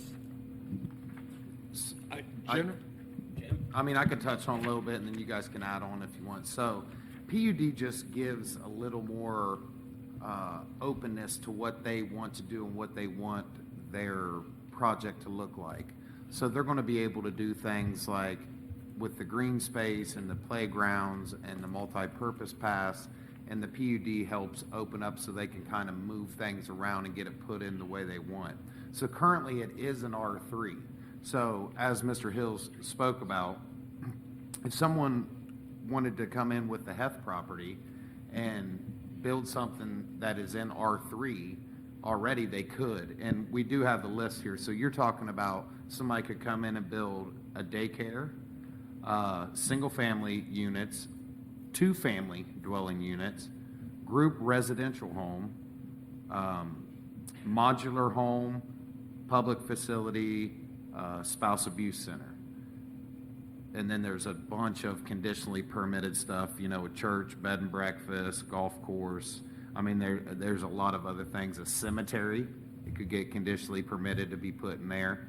So they just want to be able to set it up and lay it out the way they think would be the best for them, but also the best for the city of London. So those were all examples under an R3. Under an R3. So by going to a PUD, then that can eliminate those things and make it strictly residential, or however they plan to do this? So the PUD will be what they propose, right? So it's going to have what they're showing us right now, right? So it just gives them a little more lenience on how they set it up, in a way, is what planned unit development is.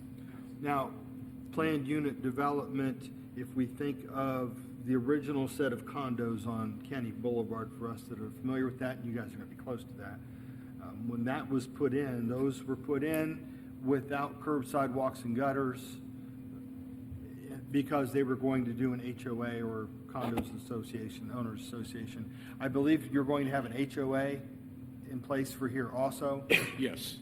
And then will you have curb, sidewalks, and gutters? I know you mentioned sidewalks. I'm asking that, and then the width of the roads, you know, because in the condo association, it's really not wide enough to park right there. So Jim, are can you I gonna- touch on the condos real fast, and then you can talk about all that? So the condos is a private community, right? So they get a little more lenience on what they want to do because it is a private community. We do not maintain their roads. We do not plow their roads. That's a private community. These are going to be public streets that after they build them will be turned over to the city. So they still have to abide by city code. Okay, well, that was my big question. Yeah. Thank you. All right. Just Yes. in terms of the street widths, I believe under R3, the minimum street width is 32 feet. Yeah, we can find out. Our streets are 28 feet wide. There'll be on-street parking on one side.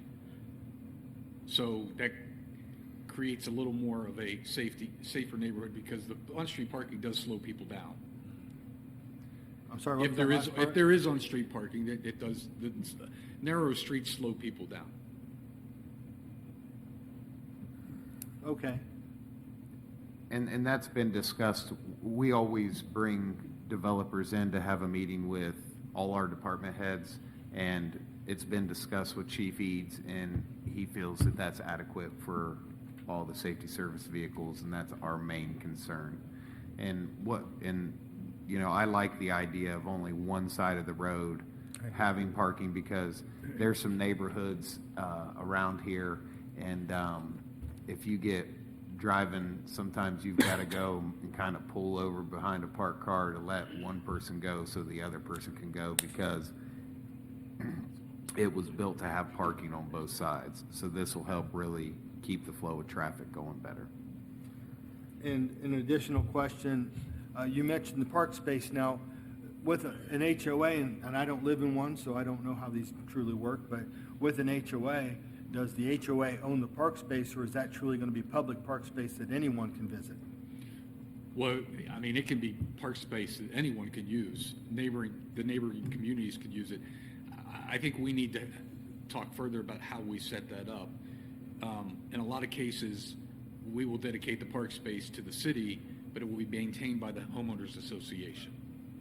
Okay. But we'll, as we hopefully move forward, we can work out those details. Okay, I was just curious. Thank you. Thank you. Anyone have any other? I just want to, on a lighter side, I'd never heard of a roundabout called a calming circle. My wife calls them anxiety circles, among the nicer things. Definitely thank you too for your presentation. Thank you for taking a look here in London. I'm glad that we have what it is that you're looking for. And it sounds like it's better than what you were looking for. So I hope that this all works out for both of us now and in the future. Well, we're very excited to be here. We look forward to working with you. And as I said earlier, we want to be great neighbors and we want to be an asset to the community. So thank you. Thank you. Thank you, sir. All right. Do we need to have public hearing? Okay. Yep, and that will also be on July 21st, public hearing for ordinance 15122. Change that to PUD. All right, we'll add that to the public hearing on that date, July 21st. All right, 1-2, roundtable. We'll start with Mr. Smith. I'd like to thank everyone for coming out.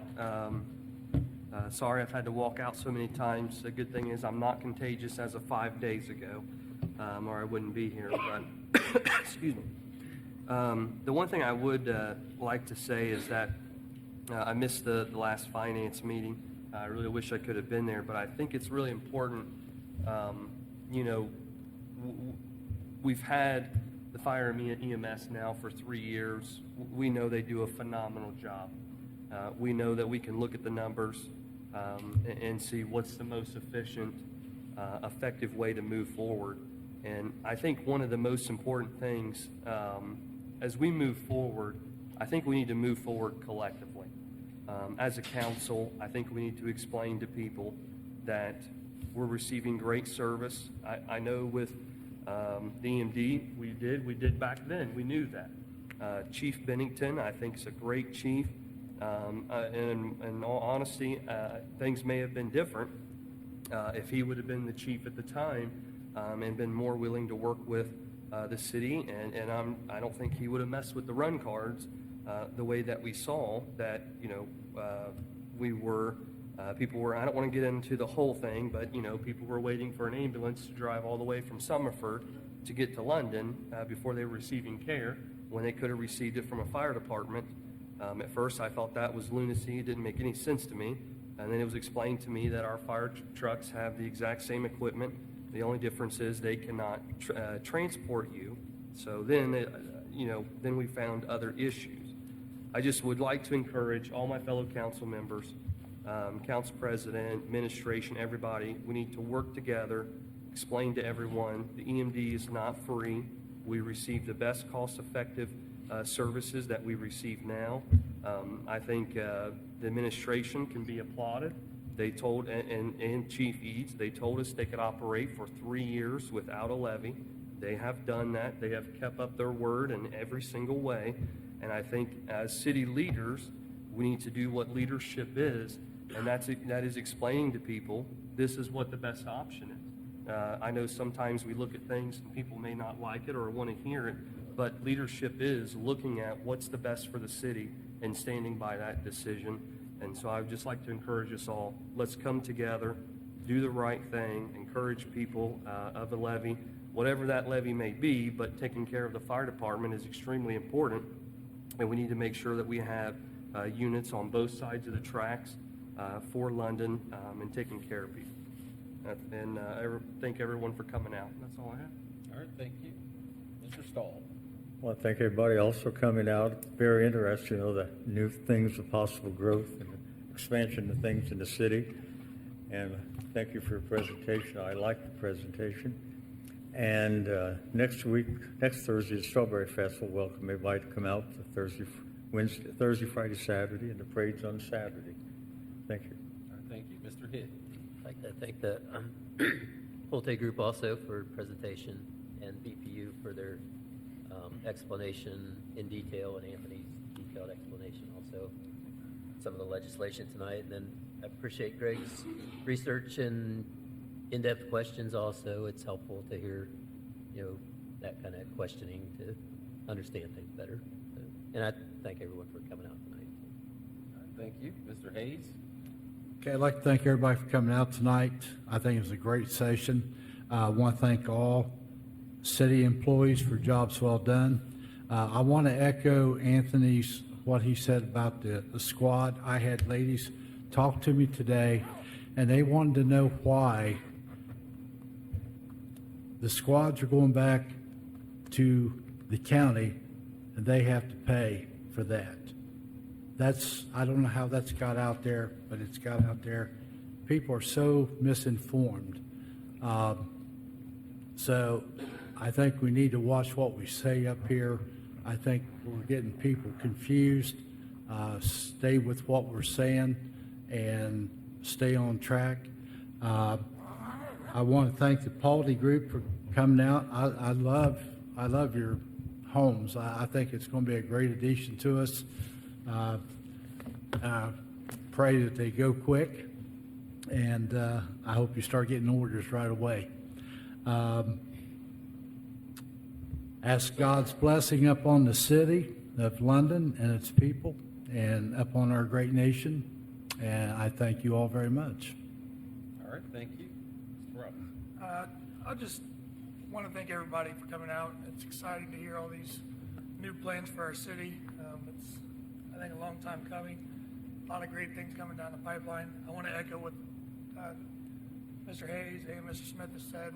We got to take care of ourselves internally as a city, make sure we're doing everything correctly for ourselves.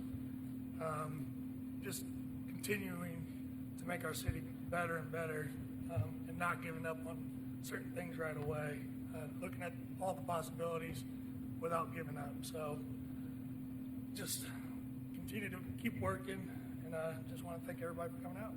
All right, Mr. East. So before I was ever elected, I wondered why some committees had a clerk and some did not. I had no idea why. And I understand that things happen and people have to be taken care of, and it's just part of how things happen. It's just life. I went through it. Amy's going through it. And I wouldn't expect Amy to come to every meeting, and I appreciate that she attended the meetings that she did, but I think it's become apparent, and I honestly think it's kind of a necessity that we consider at least a part-time clerk at the meetings, because it's hard for any of us, I think, to participate in the meeting and take the notes, because you're involved in taking the notes. And I know I took notes at the last finance meeting, and there's things that I missed because I was taking notes and I didn't hear anything. And I've had a couple people say to me, well, what did you think about this? And I thought, well, I really didn't get all of it because I was taking notes. And so it's just hard to do. So maybe, I think that we as a council, maybe we want to consider that, that we find a way to do that. And also, if I don't know that Amy has a backup, and if something happens and she can't be here, and I know there was a meeting she wasn't at earlier this year, but if she can't be here, can we have the backup? I just want to consider that. And then I have a question for the administration, because I think it's your job to do this. So Norfolk Southern, or whoever owns the railroads around here, have they been contacted anytime in the last year to come maintain the absolute holes they have in a couple of these tracks that'll take off the bottom of your car?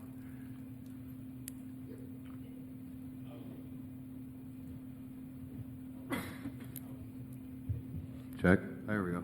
I was going to go ahead and say you can ask Bill about this, but to answer your question, yes. Okay. It's a federal government, so what do you expect? That's all. Thank you. That's all that you have? All right, thank you. And I too thank everyone for coming out this evening. Great again to see you. Thank you for your reading. Again, hear that, thank you. And also too, as leaders, we do want to make sure that we are exploring every avenue that we can. We can't just be, have our sights set on one thing and not have a contingency plan in the event that our plans don't work out, because sometimes plans don't work out. So I think that when we go into this of exploring the levy, again, we do need to keep in mind that we've already ran it twice, and there's a possibility that it may not pass again. And that's not speaking nothing again, like I said the other day in the meeting, about the quality of service, because that's not an issue that we're receiving. We receive great service, so that's not an issue. But what we want to look at is we want to look at what has happened in the past in our city, and then unfortunately in the past in our city that levy has failed twice. So we do need to make sure that we are living in reality to have things in place in case we are faced with that again. We'd hate to be behind the eight ball, and that levy, we're 100% set on that, and then to see it possibly not pass again. We definitely want to make sure that we can continue our fire EMS services in the city, and how that's going to happen. We'll really be able to determine a greater picture of that after we have the voting, after it goes to the ballot again in November. So, but we need to be really responsible and look at other ideas. Mr. Eads, he brought some ideas as well. So that's where everything's coming from, that the people are hearing in the community. That was one of the possibilities of possibly joining the county EMD. And then, like I said, Mr. Eads, he brought some other ideas. And we actually had a Zoom meeting with, it was a group that looks at bonds and how you can put those together. So that it was good to see a couple of other ideas just in case we're faced with that levy not passing again. And I think as leaders, it is our job to make sure that we are exploring every avenue and that we're prepared for the good, and we're also prepared for the bad, whether we want to face that or not. We need to be prepared for all that. So, motion to adjourn? Motion to adjourn. Get feeling better. Haven't had one of those in years. And those are sugar. Yep. I've got like a whole bunch of different types of candies, and then I bought the same kind. Let's have sugar, cinnamon, sugar. We know.